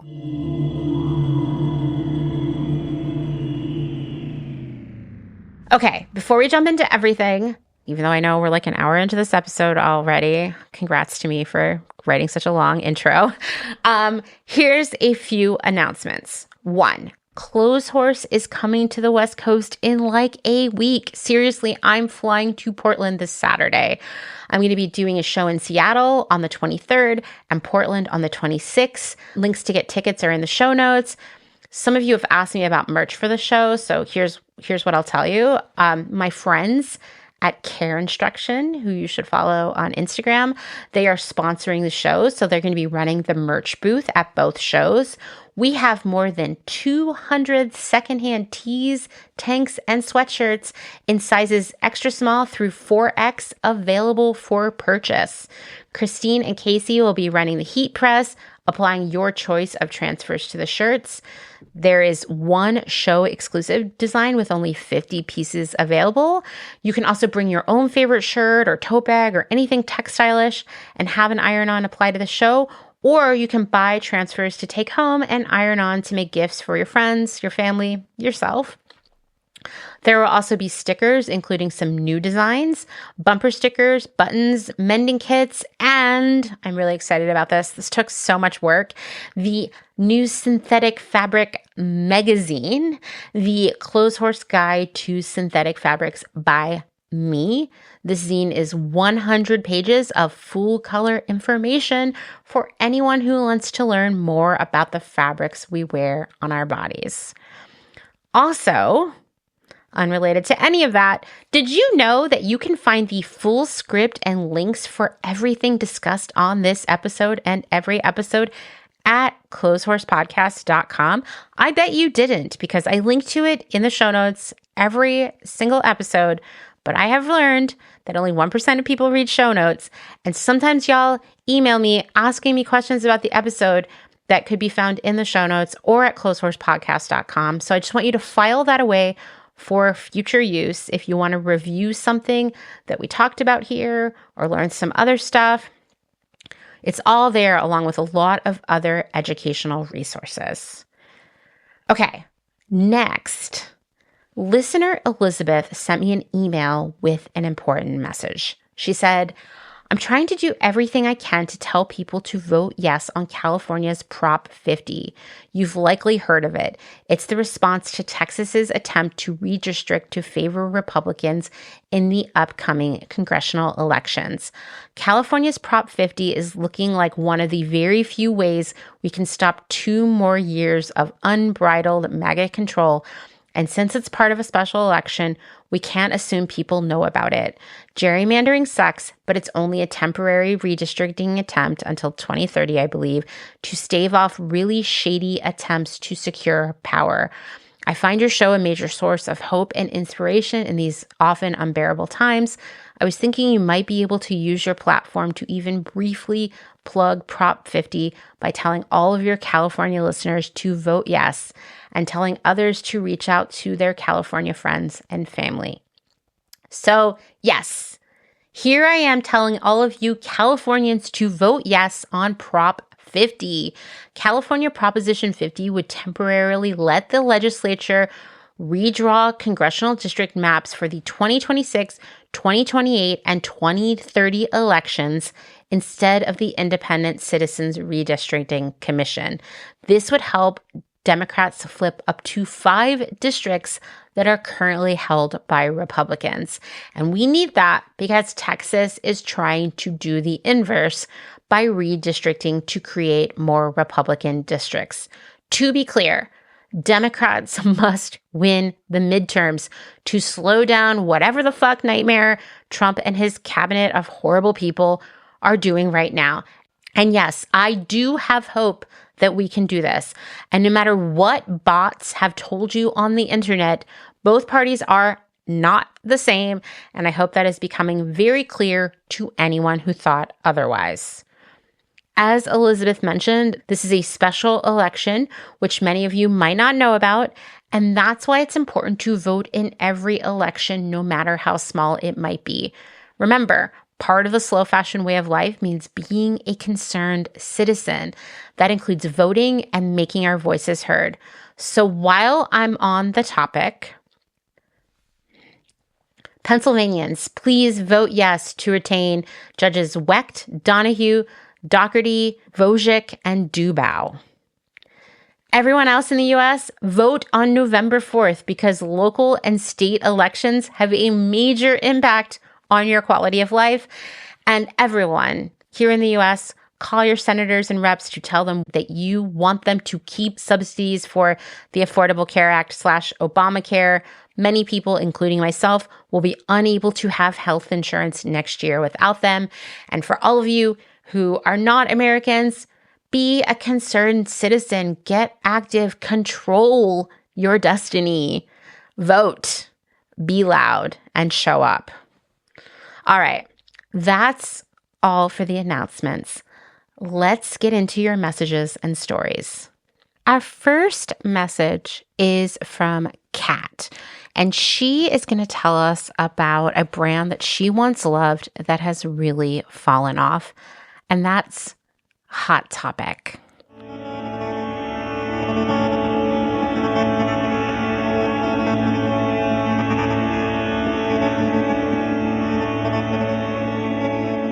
Hey Amanda, this is Kat. I'm living in Osaka, Japan, and I just wanted to tell you a little bit about a brand that I'm very disappointed in. By the way, thank you so much for what you do. Love the podcast. I listen to it all the time while I'm sewing. A little background about me. I am an emo kid. I grew up going to Hot Topic, loved Hot Topic. I still do emo night. I do emo night here in Osaka. We put on an event once a month. And so I also have started like a small slow fashion alternative brand myself. So we went back to America for our trip in March, and just overall, I was very shocked by how cheap clothes were, especially if you consider how much food is in America right now. Clothing prices were so cheap, and just the quality was so bad. I've just gotten very used to Japanese quality clothing. Anyway, I went to Hot Topic, and I've always loved Hot Topic. I grew up going to Hot Topic. They always carried Trip, which is an American brand, and they've always carried other, like, very popular alternative brands, and they always seem to be pretty decent quality. I still own a Trip skirt from when I was in high school, which has been quite a bit of time ago. And so anyways, we went to Hot Topic in Alaska when we went to visit, and just the quality of everything was so bad. The prices were so cheap, and everything was almost 100% polyester, and it looked like it would fall apart after one wear. I think when you were talking about brand loyalty and how brands kind of built like a culture, I think Hot Topic definitely did that, especially in the early 2000s. They were sponsoring different shows, and they were sponsoring like all of these things, and they had a chat forum where you could talk and meet new people, and it was really cool. So I think we also didn't have the internet much then either, so like you didn't buy online, right? So the one place you would go was Hot Topic. And for an alternative kid, that's where you went. And now I think their quality has just gone so bad, and it's all fast fashion, I guess, And yeah, so I just wanted to share my disappointment with you on that, especially from the alternative fashion sense of things. I think it's also worth mentioning that Hot Topic also started selling pop culture things in the early 2010s, and that felt like a slap in the face to a lot of people in the alternative space. And that's still very prominent in their stores now. It seems like they're trying to get back to their roots, but again, the quality is just really bad. Also, I heard in your last episode you were coming to visit Japan. So if you are in Osaka, please feel free to reach out. I'll be happy to show you around or anything, or if you need help with anything, please let me know. Thank you again. Bye-bye.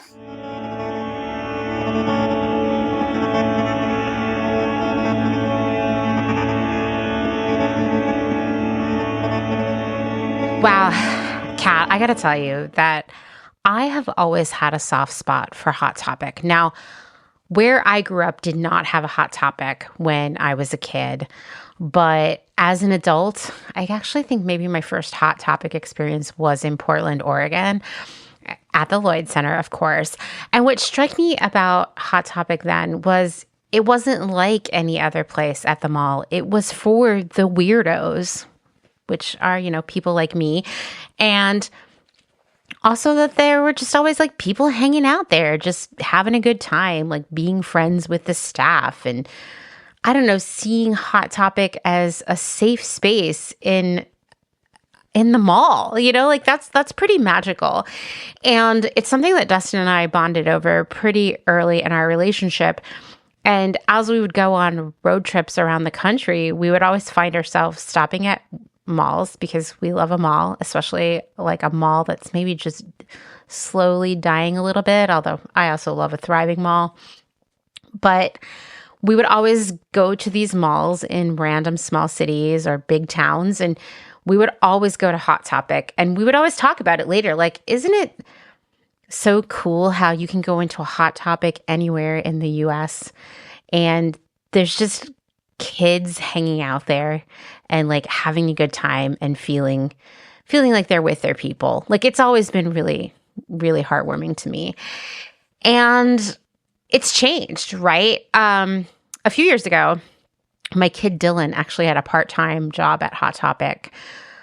And Dustin and I were psyched until Dylan started working there. And it pretty early on, it was like, oh, this sucks. Hot Topic is not what it once was. And there was so much pressure to like sell and get people to sign up for things. And there was just this like lack of authenticity in how the staff was expected to interact with the customers. And also, like, to be honest, the staff wasn't the same kind of people that had once been at Hot Topic. And the whole thing was a really negative experience for Dylan and pretty short-lived. But that made me start thinking like, hey, maybe Hot Topic has changed. And my last corporate job, before I started working for myself full on, the job that moved me to Austin, one of our big competitors in the mall landscape was Hot Topic, because Hot Topic has changed so much. It is less about music and subculture and more about pop culture. As Kat talked about, it's really about getting generations of people to come into the store and shop. And so everything is really licensed. It's all of these like cartoons and movies and characters. And it's just a really different place. Well, the company that I was working for also sold a lot of gifts and pop culture stuff, nostalgia things. And so Hot Topic was one of our competitors. And so I would spend a lot of time going to Hot Topic in different malls and kind of seeing what they had and what was on sale and what the prices were. And that was when I was really confronted, like, whoa, the quality at Hot Topic is really bad, like really, really bad. And everything is always on sale. There's like multiple sales going on and like weird points and like hot cash and all these other things happening. So you don't even know exactly how much you're really going to pay for anything that's in the store on the website. And you know what that is? That's like a fast fashion trick, right? That's what Shein does. And here's Hot Topic basically selling Shein quality stuff, maybe for slightly more, maybe not once you figure out what's going on with the deals. And this whole like sort of shift into having something for everyone, which was never what Hot Topic was in its peak best era. But this shift into selling something to everyone really did drive the business in a huge way for several years there. I'll find the article, but I've talked about it here before about a New York Times piece I read, I don't know, probably like 5 years ago, about how Hot Topic was killing it because they were selling to generations of people via all this pop culture product. Never mind that they just weren't the same place that they'd ever been before. And I think the like pop culture licensed merch field has gotten super saturated. And so now Hot Topic needs to be the cheapest place that you can get all that stuff. And that's why the quality is so horrible. And when I think about a brand like Hot Topic that for many of us has a lot of nostalgia connected to it, that we remember how we felt going in there, seeing other people like us, or finding cool stuff there that we couldn't get anywhere else. It's that nostalgia, that emotional relationship that was built decades ago that keeps us coming back. And it's not just Hot Topic. This isn't the only brand that many of us have some sort of like nostalgia-based relationship with. I think for any of those brands, we have to take a step back. We sort of have to cut that cord of nostalgia that connects us to a different time in that brand's trajectory, right? When it was just a different place that sold us different things and sold us better things and was a better place to go in general. We have to cut that off and we have to confront what that brand is now. We have to truly let ourselves see the brand as it is now. Because if we were introduced to Hot Topic or some other brand that we've been loyal to all this time that has been, enshittified, if we met that brand for the first time right now, as it is right now, we wouldn't be interested, right? And so we need to see things in sharp focus as they really are right now. Remove the rose-colored glasses of nostalgia. But as I talked about in the last episode, nostalgia is a hell of a drug. It really gets us to open our wallets. And Kevin sent a message about heritage brands that taps into that as well. He said, "This series has been a weeks-long string of Christmas light bulb moments. I've had some big feels as I look back at the ways I've been yanked around by marketing. Golly, they're insidious. It does help me flesh out a big shift in the outdoor industry that I never quite understood. Heritage brands. Yes, I make my money on wool and cotton. I grew up on glossy photos of climbing, Eurotrash, one-piece ski, mountaineering shells, and textbook adventure sports. I remember pining for TNF and Marmot. I dug through the fabric bins at Woolrich to make and sell gear. I did everything to shed that Steel Town vibe of my youth. Those were heady times. I moved to Boulder, Colorado in 1992 and spent that critical part of my adolescence easing into a better understanding of climate and ecology. I was radically okay with the cause marketing of major brands. I couldn't afford them, but I didn't need it. I was inside their tent making my own. Jump forward 15 years and I'm a Minnesota homeowner, married to a Wisconsin tomboy, and we have a kid. I'm still neck deep in the sports, but I'm walking away from synthetics.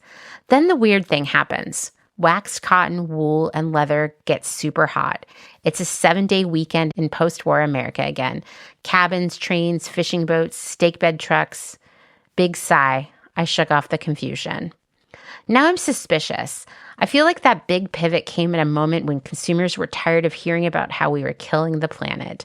They slithered back to being ignorant optimists. They found their comfort in a 1960s popular mechanics fantasy. Wow, I think Kevin is so right. I remember this wave of heritage brands, especially, making its way through the men's market here in the United States and really globally. It kind of started in Japan, like a lot of these trends of this century in men's apparel, and it made its way here into the US. And even at Urban Outfitters, okay, mega fast fashion brand, we were trying to sell Pendleton, right?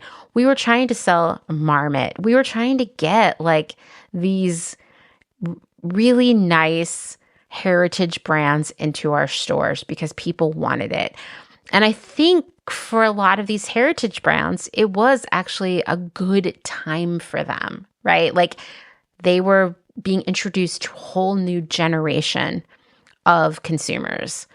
But what has happened since then, I mean, it's been at least 10 years since that happened, is that we've seen a lot of these brands be acquired by private equity or other investors. And what we've seen is, well, ding, ding, ding, what we have seen with everything else here, including Hot Topic, which is that the product has gotten shittier, right? The quality has gotten bad. The fabrics have become more and more synthetics. And so a lot of these brands are losing the magic of their heritage, I guess. And I do think that, like, I still see people standing for heritage brands on social media, and I think they are also pining for this time that they're nostalgic for, which might be the 1960s, through a 2015 lens when they remember these things being new and exciting and different and really good. And once again, this is where we got to rip off those rose-colored glasses of nostalgia, of emotional branding, and see these brands for what they are right now. It's hard. It's really hard. And also means you've got to be that bummer friend and tell your other friends, they kind of suck now. Have you noticed how everything is polyester? I'm just saying. We all need to help others see past all of the emotional branding. Oh, and one last thing. This is for Kat. Kat, I am not going to be able to make it to your emo night in Osaka. I tried to make it work with my travel plans with Dustin because he'll be in Japan with me by then, and we just couldn't make it work. But a few days before your emo night, I actually am going to be coming to Osaka to go to the Contemporary Art Museum there. And I would love to meet up for lunch, or maybe if you want to come with me to the museum or whatever. So send me a message and we can figure it out. And the same goes for any of you who happen to be in Japan. Holler at me if you want to meet up. I can't promise anything, but it would be great to meet some international listeners and talk about what slow fashion is like in Japan. Okay, our next message is from Miriam. And let me tell you, we're having like a real international episode today. Miriam is going to tell us about a brand of boots that she also really, really loved and came to find that they'd been sort of enshittified.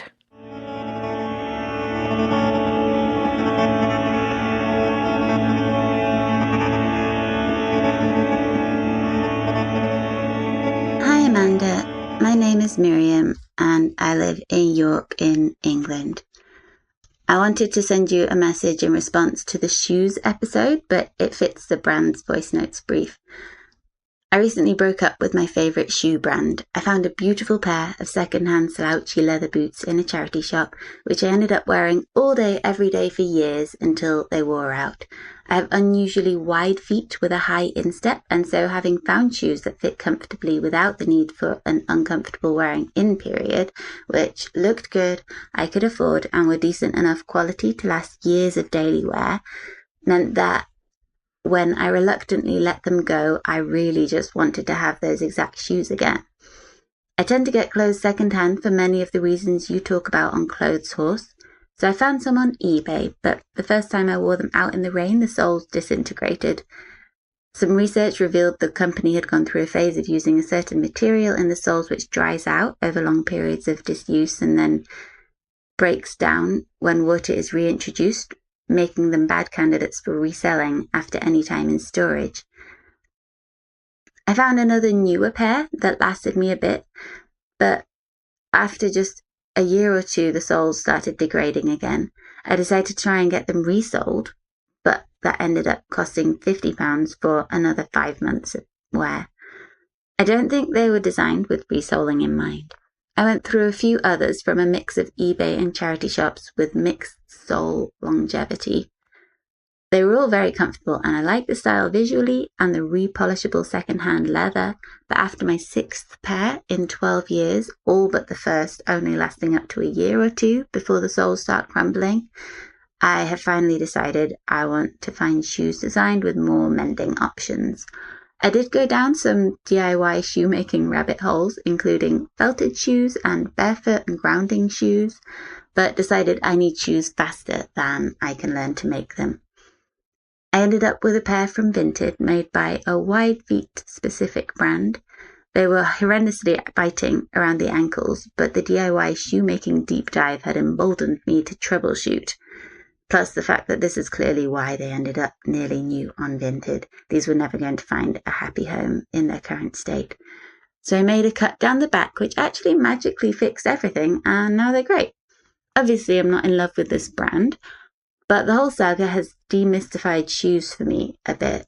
Like, as a product, they feel less structurally absolute and final, and more like a starting point that can be tampered with. This is less so when they're made of specially molded plastic and short-lived fabrics. It's sad because the boots were so beautiful and comfortable, and they work with my weirdly proportioned feet. But this kind of product made with earth-caustic materials and made unnecessarily unrepairable, I mean, the leather was still fine, has become a big bugbear of mine.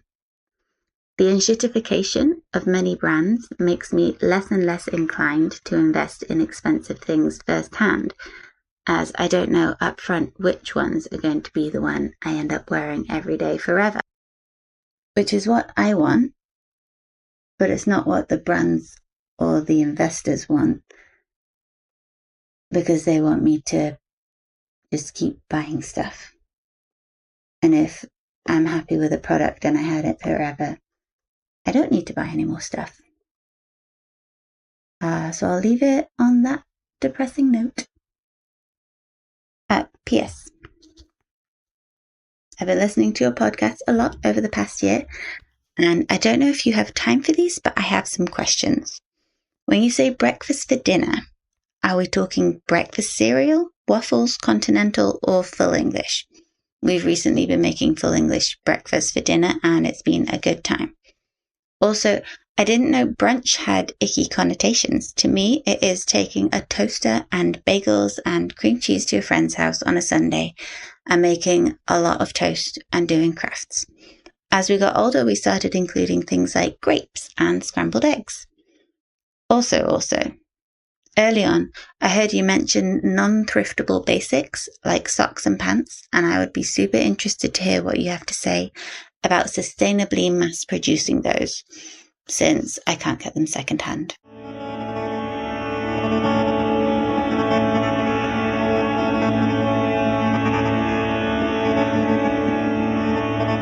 Thank you so much, Miriam, for sharing your story of the boots.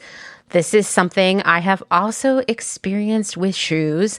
And actually, when we were doing the whole episode about shoes, I was like, oh yeah, everything's really coming together for me. I would say one brand of shoes that has really, really gone downhill is Doc Martens. Like, I can't believe how low quality they are right now. And I think I may have mentioned this in a past episode, but I was literally wearing a pair of Doc Martens that were fairly new, and the entire sole just fell off while we were in the grocery store. We ran across the parking lot and got some shoe goo and glued it back together. Maybe stayed on for like 20 minutes. And I almost twisted my ankle in a really bad way when the sole of the shoe fell off. So fuck you, Doc Martens. You've really gone downhill. Anyway, to answer some of Miriam's questions there, first off, when I'm talking about breakfast for dinner, it's usually like waffles or pancakes for dinner, which always feels super fun to me. The whole brunch thing is actually, wow, that is such a deep cut, Miriam. I know you're going through the archive for sure, but it's something that my friend Jem and I came up with way back in the early days of Clotheshorse, when we would talk about how, like, in the Obama era, life felt easy comparatively, of course, and for a specific group of people, of course. But it was easy to be sort of like politically ambivalent, inactive, not really a part of your community, and to spend your Saturday at brunch for like 4 hours. And that's where the Anti-Brunch Society idea came from, which was like, rather than wasting our time on like endless mimosa brunch, which is usually overpriced and apparently like the worst shift for servers, rather than doing that, like, why aren't we out like being active in our communities? And I still stand by that, actually. I haven't had brunch in so long, although last weekend I did make Dustin and I breakfast at 11 a.m. And we did question whether or not that was brunch. Oh, and Miriam, I also just wanted to tell you that I do usually cook a full English breakfast on the weekends for Dustin and me, but like a vegetarian version. And we're big fans of having some beans with our breakfast. And then in terms of places to buy things like underwear and socks that are hopefully more ethical, sustainable, and high quality, my recommendation is go check out Good On You. They have a whole category of that kind of stuff for you to see. And I think that when it comes to these types of items, which can be difficult to find secondhand, sometimes we just have to cut ourselves some slack, because sometimes the ethical versions are too expensive or maybe not what we want. And that means that we're going to have to buy them from someone else that might not be perfect, but might be better. And we just want to take care of those things and make them last for as long as possible by, washing them in mesh bags, maybe air drying them rather than using the dryer, and making sure we don't lose our socks and all kinds of things like that. Like, it's like I always say, it's progress, not perfection. And nowhere is that more prevalent than when it's trying to find some underwear.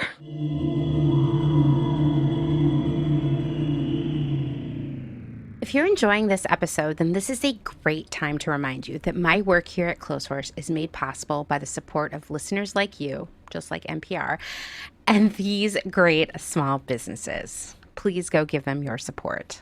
Blank Cass, or Blanket Coats by Cass, is focused on restoring, renewing, and reviving the history held within vintage and heirloom textiles. By embodying the love, craft, and energy that is original to each vintage textile as I transfer it into a new garment, I hope we can reteach ourselves to care for and mend what we have and make it last.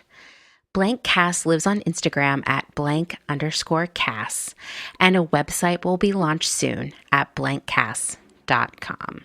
Located in Whistler, Canada, Velvet Underground is a velvet jungle full of vintage and secondhand clothing, plants, a vegan cafe, and lots of rad products from other small sustainable businesses.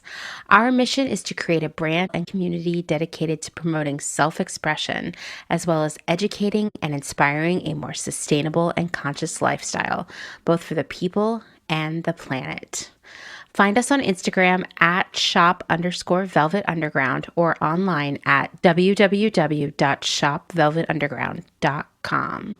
Republica Unicornia Yarns, handmade yarn and notions for the color obsessed, made with love and some swearing in fabulous Atlanta, Georgia by head yarn wench Kathleen. Get ready for rainbows with a side of giving a damn. Republica Unicornia is all about making your own magic using small batch, responsibly sourced, hand-dyed yarns and thoughtfully made notions. Slow fashion all the way down and discover the joy of creating your very own beautiful hand-knit, crocheted, or woven pieces. Find us on Instagram at Republica_Unicornia_yarns and at www.republicaunicornia.com. Picnic Wear, a slow fashion brand ethically made by hand from vintage and dead stock materials, most notably vintage towels. Founder Danny has worked in the industry as a fashion designer for over 10 years, but started Picnic Wear in response to her dissatisfaction with the industry's shortcomings. Picnic Wear recently moved to rural North Carolina, where all their sewing and accessories are now designed and cut, but the majority of their sewing is done by skilled garment workers in New York City. Their customers take comfort in knowing that all their sewists are paid well above New York City minimum wage. Picnic Wear offers minimal waste and maximum authenticity.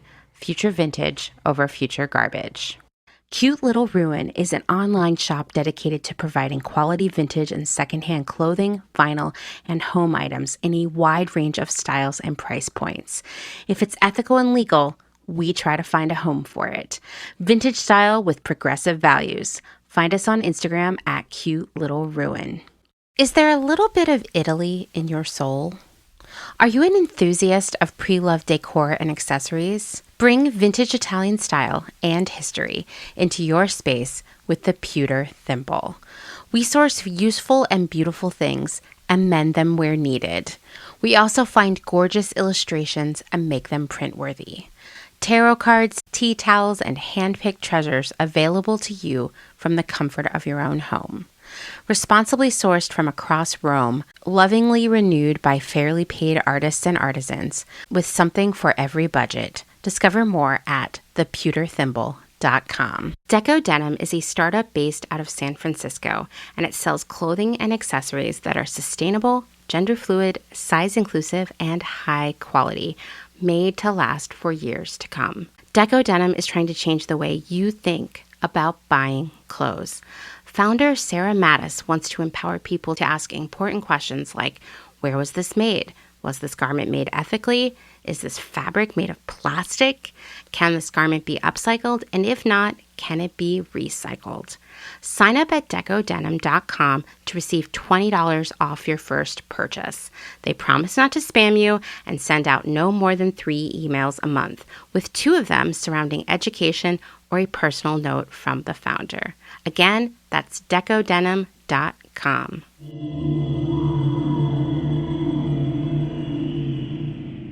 Okay, next we're going to listen to 2 messages back to back from Bonnie and Karina. And they're going to talk about these sort of, for lack of a better term, cult brands and how they build sort of these they build communities around them. I was going to say quasi-community, but they really are real communities. Just their origin is kind of weird. And there is this part of me that feels pretty strongly that when you leave the cult brand community, or when you question the cult brand within the cult brand community, that maybe you aren't as welcome as you once were. Let's listen to these messages.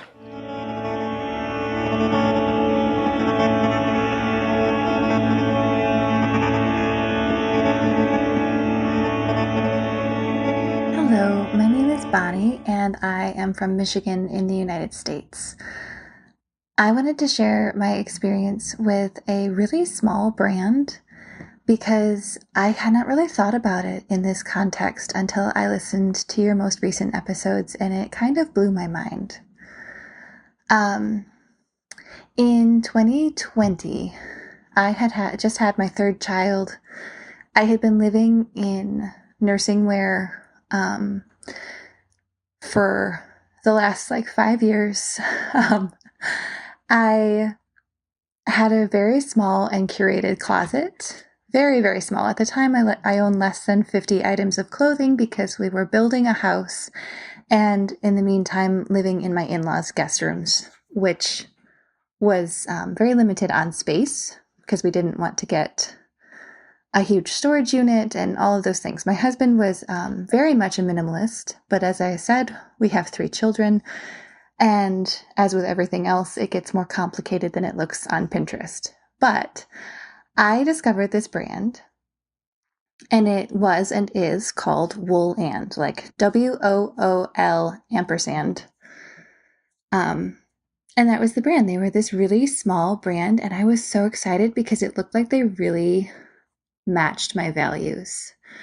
They had this challenge where if you wore one of their dresses for 100 days in a row, and yes, everybody always asks this, you could wash it, you got a $100 gift card so you could buy a second one. And the whole premise of this challenge was supposedly that they were trying to show that you didn't need that many clothes. They were also talking about some of the odor fighting qualities of wool. I was so excited. I started looking through the dresses on the website. And at the time, there were only a handful of styles, and they were consistently sold out because they really were doing this very small batch thing, and they weren't keeping up with the demand because so many people were excited by this. And as you've pointed out many, many times, we love a deal or the perception of a deal. And so I was just ecstatic. I combed through the available styles, but I had to be able to nurse my baby in it. So I was a little bit limited on that. And I noticed that most of the wool was blended with nylon. That was 5 years ago. Since then, I've learned to sew a lot of my own clothes, and I understand all of the reasons for incorporating nylon into wool. It makes merino wool far less delicate, makes it more washable, etc., etc. But at the time, I was like, if I'm going to do this, I want to do 100% wool. So I chose the one garment that fit those parameters, and I did. I wore it for 100 days, and my mind was blown. Because I took a picture of myself every day to document, and then I chose to post this online. You don't have to do that as part of the challenge, but it was incredibly beneficial for me to post those on Instagram. And I loved the Facebook group. I was just like, oh my gosh, I have finally found my people. They care about sustainability. They care about all these things. Well, that was 5 years ago. Since then, the brand has only gotten bigger. I think they've had, at this point, more than 2,000 people complete the challenge, which is awesome. But as brands grow, they have to figure, like, the purpose of a brand is to make money. Even if you have a brand that starts off super small, you are going to have to make a choice to either stay small and deal with customers saying, why is your stuff always sold out? Or to make more things, to make making money the goal. And that is what this brand chose to do.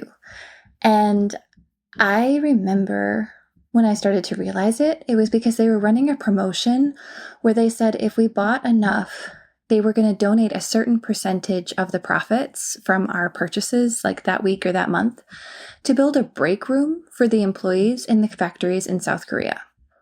And I just went, wait a minute. At this time, I had like 3 of these dresses. I'd completed the challenge. I didn't have as many as a lot of the other people, but I also didn't feel like it was cool for other people to shame the people in the group who had more of these dresses. They were just excited. But that was the first time I went, wait a minute. Why don't the employees have a break room already? Isn't that what we're paying for? Isn't that why we are paying, more than $100 per dress to support a company that shares our values? And what happened was people who started questioning those things within the Facebook groups, those comments started disappearing. And then people would pile on because this was a Facebook group that had thousands and thousands of members. And so I got very discouraged by that, and I left the big group. And then I left all the resale groups because it was always tempting me to buy things that I still couldn't afford even if they were secondhand. And there was this idea that if you're buying it secondhand, it's totally guilt-free shopping, which we know is not exactly true. There's still shipping, there's still consumption. Like, I didn't need the temptation always. At this point, I had several of these dresses, and I also had a separate Facebook group with just my, so to speak, graduating class, the people in my group who'd done the challenge together. I thought these were the women who basically I was going to grow old with, even though I'd never met them in person. I did end up meeting a couple of them, and they are wonderful people.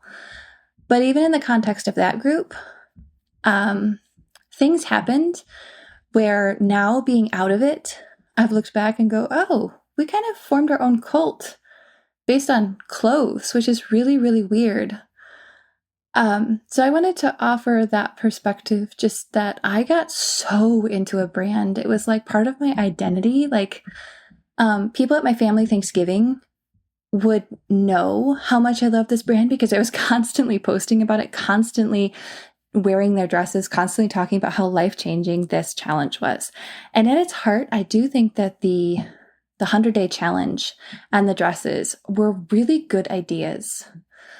But now that company does a drop at least every couple months.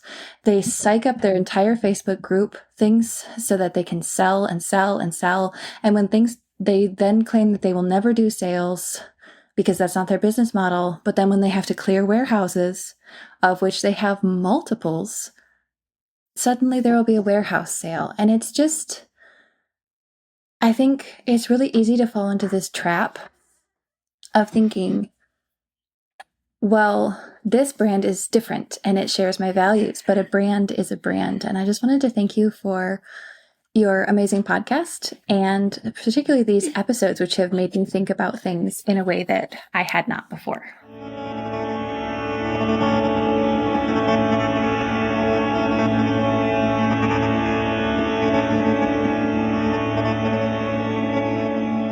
From @Karina's Kinda Tall on Instagram. And I wanted to talk just about a phenomenon that I see happening so much with particularly white middle-aged women, which is what I am for reference. And I find it really interesting. So I live in Canada, so some of the brands and things that I talk about might be more specific to here. But one of the prime brands that I think really exemplifies what I'm seeing for, I don't want to call it cult-like, but really there's a lot of overlap, but a lot of obsession and just the overconsumption that comes with middle-aged white women getting really into one brand. And the one that I want to focus on is called Smash and Tess. You may or may not be familiar with them. They are a Canadian-based brand out of Vancouver. They were founded in the late 2010s, a little under 10 years ago, and their big thing was having comfy one-piece rompers that were made of bamboo and were sustainable and made in Canada. So as you can imagine, they did get pretty popular in 2020, 2021. And they had a really big bust, I would say, just given off of my observations on social media and in resale groups and such, that they hit their peak popularity in 2022. There were a lot of pieces out there for resale. But what I found really interesting was on the buy-sell trade groups on Facebook. What was really interesting was just the sheer overconsumption of how much people owned. They really were a brand that did a lot of greenwashing and talked about how they were bamboo and made in Canada and how that was better for the environment. But then they promoted a lot of small drops, limited product, and people started getting annoyed when they started repeating this product just in different colors or even the same colors for seasonal collections. Looking at you, Velvet Christmas collection that was supposed to be limited and then came out 3 years in a row.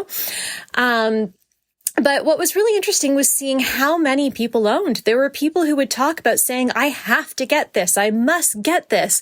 And they would have 30 rompers in their closet, like more rompers than days of the month. Like I get having 3, 4, maybe even 5. If you're at home all the time, this is something that's comfortable. You can wear it as pajamas. It's a really easy piece if you have young children that you're chasing after, which was one of the reasons I ended up getting a few secondhand and a couple new. But nobody needs to own more than 7 rompers. Like you don't need to do laundry that much. So I thought it was really interesting that this is just a pattern that I've seen repeated. I saw the same thing with Stanley cups, even Starbucks cups. Now, apparently, according to all the overconsumption videos I consume on YouTube, everyone is all into beaded bags from TJ Maxx this summer. It's just, I don't get why. I mean, I do get it. I just think it's so sad that we as white middle-aged women don't actually have hobbies and things that interest us, that we need to go and latch on to over-consuming something that I hope to goodness people can afford, because in this economy, it makes me wonder. But it just seems like a lot. And it's something I keep seeing. And, the basic stuff. Like, I remember going out one night with one of my friends, and 3 out of the 5 women who, I don't have a Costco membership. I don't actually like Costco because I just find it's a lot of overconsumption, a lot of waste. But 3 out of the 5 women that had attended were all wearing the exact same jacket from Costco and laughing about it. Like, fine, whatever. Like, you needed a jacket. It's a practical item. I hope you didn't buy 3 of them, 'cause goodness knows I've seen them in Plato's Closet with the tags on. But, I think that's just a little slightly bit different than going in this compulsive need to buy $30, $125 rompers. So Smash and Test, very interesting company. I would recommend you look in, because the backlash when they started moving their production outside of Canada was intense. And I'm not sure where that's at right now, because we have a big Buy Canadian movement here right now. I'm not sure, because I stopped purchasing Smash and Test because I had what I need and haven't changed size. And I'm not sure if they're pushing that right now, but I'm willing to bet they are.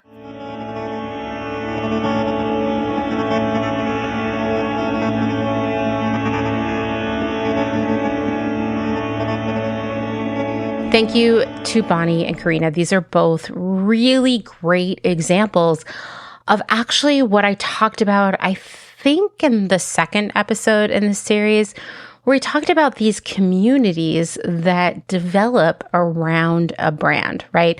They might be via like a Facebook group, a subreddit, a Discord, maybe all 3. I mean, I can think of so many brands of all types that have that kind of loyal community fan base. We talked about Aldi, we talked about TJ Maxx, Big Bud Press, New Works. Perhaps you heard Karina's message and you haven't even listened to what I just said, because you are getting ready to fire up a spicy message to her, to me, to both of us, about what she said about white middle-aged women and kind of getting sucked into these brands and over-consuming. Well, I will say touche. Karina is right. But what I will also say, as a person who has to go far outside my demographic on social media, only honestly because of the work I do for Clotheshorse, I observe a lot of different kinds of people of different ages and backgrounds and locations and economic situations, etc. And what I will tell you is this desire to be a part of something and then finding yourself a part of a brand's fan base, it knows no boundaries of race or age or financial situation. Honestly, I see it all over the place. It can be Shein, it can be Aldi, as we talked about. It can be the 2 brands that Bonnie and Karina talked about. It can be sustainable brands. It can be fast fashion. It can be grocery stores. It can be Glossier and other makeup brands.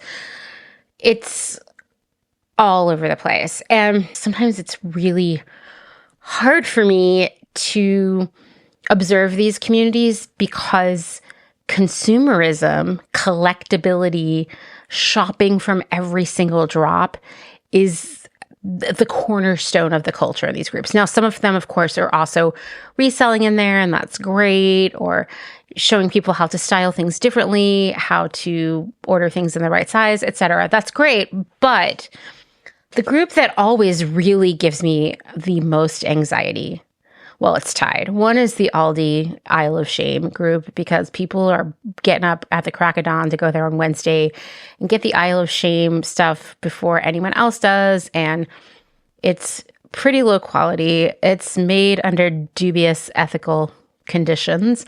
And it is overconsumption, right? It's distressing. Selkie is another group that really stresses me out. And Selkie's on the other end of the spectrum, right? It's a lot more expensive. A dress is $300, $400, $500 and up. And while a lot of the things in the Aldi Isle of Shame, like say leggings or a dog bed, are inherently useful, Selkie dresses are not something that you can wear every day, although I appreciate people who do. And there are so many posts I see on there where people show pictures of their collections and they have like 100 dresses. And I'm like, wow, you're like 20, 30, 40, 50,000 deep dollar-wise into sulky collecting, into these dresses that you can't wear very often. Some of them have closets and rooms of their home that are solely devoted to sulky.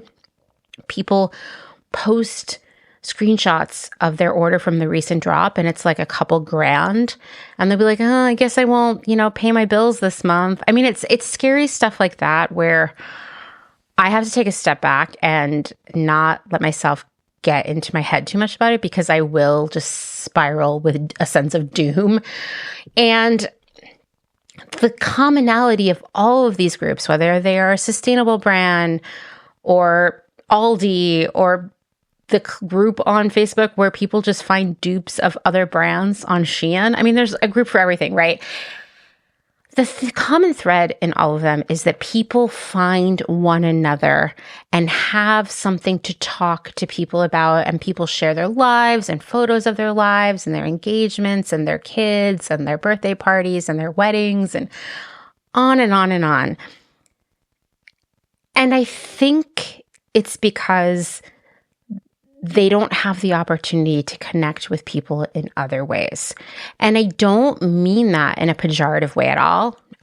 No judgment here, because I feel that too, actually. I work all the time.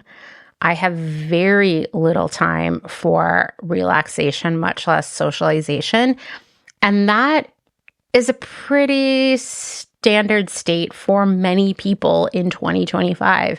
We are working, we are taking care of families, we are doing all the things that you have to do as an adult. I believe the millennials like to call it adulting. And it's just saying adulting is so funny. Wow, what a relic. But, we're busy. We're trying to keep our head above water, which means we don't get to go out and hang out with people in person very often. But we are humans and we need connection. And one easier way to find community is to join these groups where people are brought together by what they like to buy and where they like to buy it. The problem is that, one, this is a community based on shopping, and two, it often leads to over shopping, right? As I said in the earlier episodes about this, sometimes these groups get together and do awesome things. And sometimes it's just a gateway to something even better for the people in those groups, for becoming more activated socially and within their communities. But it still is essentially like a friend group based on shopping. And it makes me really sad. And I see how it leads to people buying more stuff and how it can sometimes be sort of a hollow transactional relationship. I think we need more opportunities to build community outside of shopping. And it's happening, right? I think people are starting to realize more and more that we need that. I think a lot of us don't know how to do it. I think a lot of us don't have time to do it, or don't know how to make time to do it. And frankly, community is inconvenient, okay? And because we work so much, because we have so much on our plates, because we are so tired and overwhelmed, we need convenience, right? As I talked about in the previous episode in this series, convenience is a brand building tool, right? Entire brands are built upon just making things more convenient for us. But what many of us are finding kind of all at once these days is that by opting for convenience, we've compromised our expectations. We've compromised our standards. And to be honest, we've compromised our values, which means we've compromised our humanity, right? And one part of sort of digging ourselves out of convenience culture is getting comfortable with things being inconvenient. For example, hanging out with people being inconvenient, sometimes annoying, and sometimes you won't like everyone. Sometimes you'll get stuck in traffic going there, or it'll be boring when you get there, or awkward, or all these things that I myself go through every time I try to go out and be social. I'm like, where will I park the car? What if people don't like me? What if people judge the fact that I have horrible fingernails? These are the things that I don't have to think about if I just join a Facebook group for other people who like to buy this brand of clothing, right? And so what do we do next? A few weeks ago, Dustin and I got to go to this thrift store that we never get to go to because it has the worst hours. It's only opened until 1, maybe 2 p.m. on Saturdays, which is very inconvenient because we have to run all of our errands on Saturday because Monday through Friday, I usually work from the moment I get up until it's time to go to bed. And then on Sundays, I work all day on Clotheshorse and do all the laundry also at the same time. So Saturday's our big day. And we finally got to go to that thrift store a couple weeks ago, and it was awesome. They have so many amazing vintage books, and you can fill a paper bag for $5. Wow. And I found this awesome Holly Hobby limited edition Coca-Cola glass that I'm pretty sure was probably from the 80s when fast food places and soda brands were always giving away glassware. And so this is Holly Hobby, and it's really cute. It's one girl showing another girl how to do embroidery, which warms my heart. And it says on it, and this is the real reason I bought this glass, it says, "A good example is the best teacher." And this is something I think about a lot. I have a platform here. You're literally listening to me talk right now. And it's not something that I take lightly, right? I am very careful about everything I talk about on here. I want to make sure I'm giving you the best information, framing it in the best way, and I don't know, hopefully inspiring and motivating you along the way, right? And that means I am also very strategic about how I talk about things. Sometimes I have to rewrite it 5 times before I'm like, this is what I wanted to say. This is going to be the most impactful and motivating way to say this. And also, it will hopefully help you feel optimistic, right? Because we need that. And so I think a lot about my role as an example. How can I lead by example, which is such a performance review kind of term, but leading by example is super duper important to me. If I'm going to teach you anything that is going to impact your life positively, I have to be a living example of that. And guess what? It's the same for you. If we're going to reach more people, if we're going to get more people to think about the people around them and less about shopping and hoarding dresses or sweaters or whatever else we're being told we should buy a lot of to find happiness. If we're going to build this better future and get more people to be a part of it, it's going to mean they have to change a lot of things about their lives, and how they feel empowered and motivated to do that is by seeing us do that ourselves and be happy about it. Which is all to say that all of us need to be the good example so that we can be the best teacher.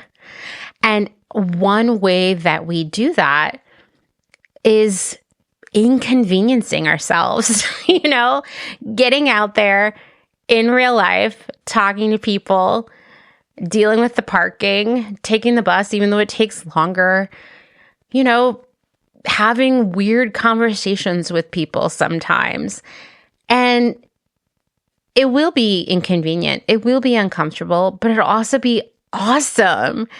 And it will become more comfortable. I mean, the first 50 episodes of this podcast, having to speak into a microphone all the time and hear my own voice back, I thought that I might die. It was excruciating.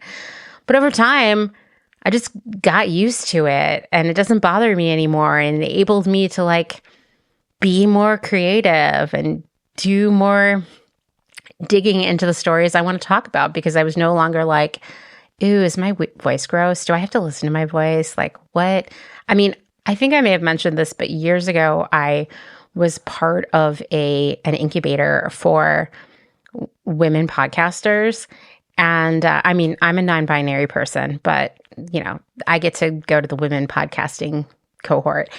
And one thing that shocked me is that no one except for me edited our episodes. Like, everybody was like, I just don't want to hear my own voice. I just record it and then I just release it to the world. And I was like, wow, like I love editing because it allows me to tighten up the story and do a better job and figure out what I missed. And I think that, yes, I had to get over the discomfort of hearing my own voice, but it made Clotheshorse so much better. And I mean, if any of you are out there thinking about starting a podcast, please edit it. Seriously, it's good for you and it's good for your listeners. But that's just one example of how to be the best example, the best teacher. I had to get uncomfortable and I had to get inconvenient, right? And so I guess I would just want to wrap this episode up, this part of the series about emotional branding, and tell you, like, listen, unpacking our relationships with brands, sort of dismantling our own consumption habits, taking a second look at what we're seeing and absorbing on social media, these are all uncomfortable. They're inconvenient, but they're really important work that allows us to be the good example that becomes the best teacher. And my goal with this branding series has been for all of us to do that uncomfortable work together so that we can help others do it in the future. And so I want to thank all of you who have been listening to this series. I know it's been long, it's been meandering, it's been very detailed. I really thought there'd only be one more episode left in this series, but I think we got two because I didn't get into the other WGSN emotional branding trends. We'll do that in the next episode.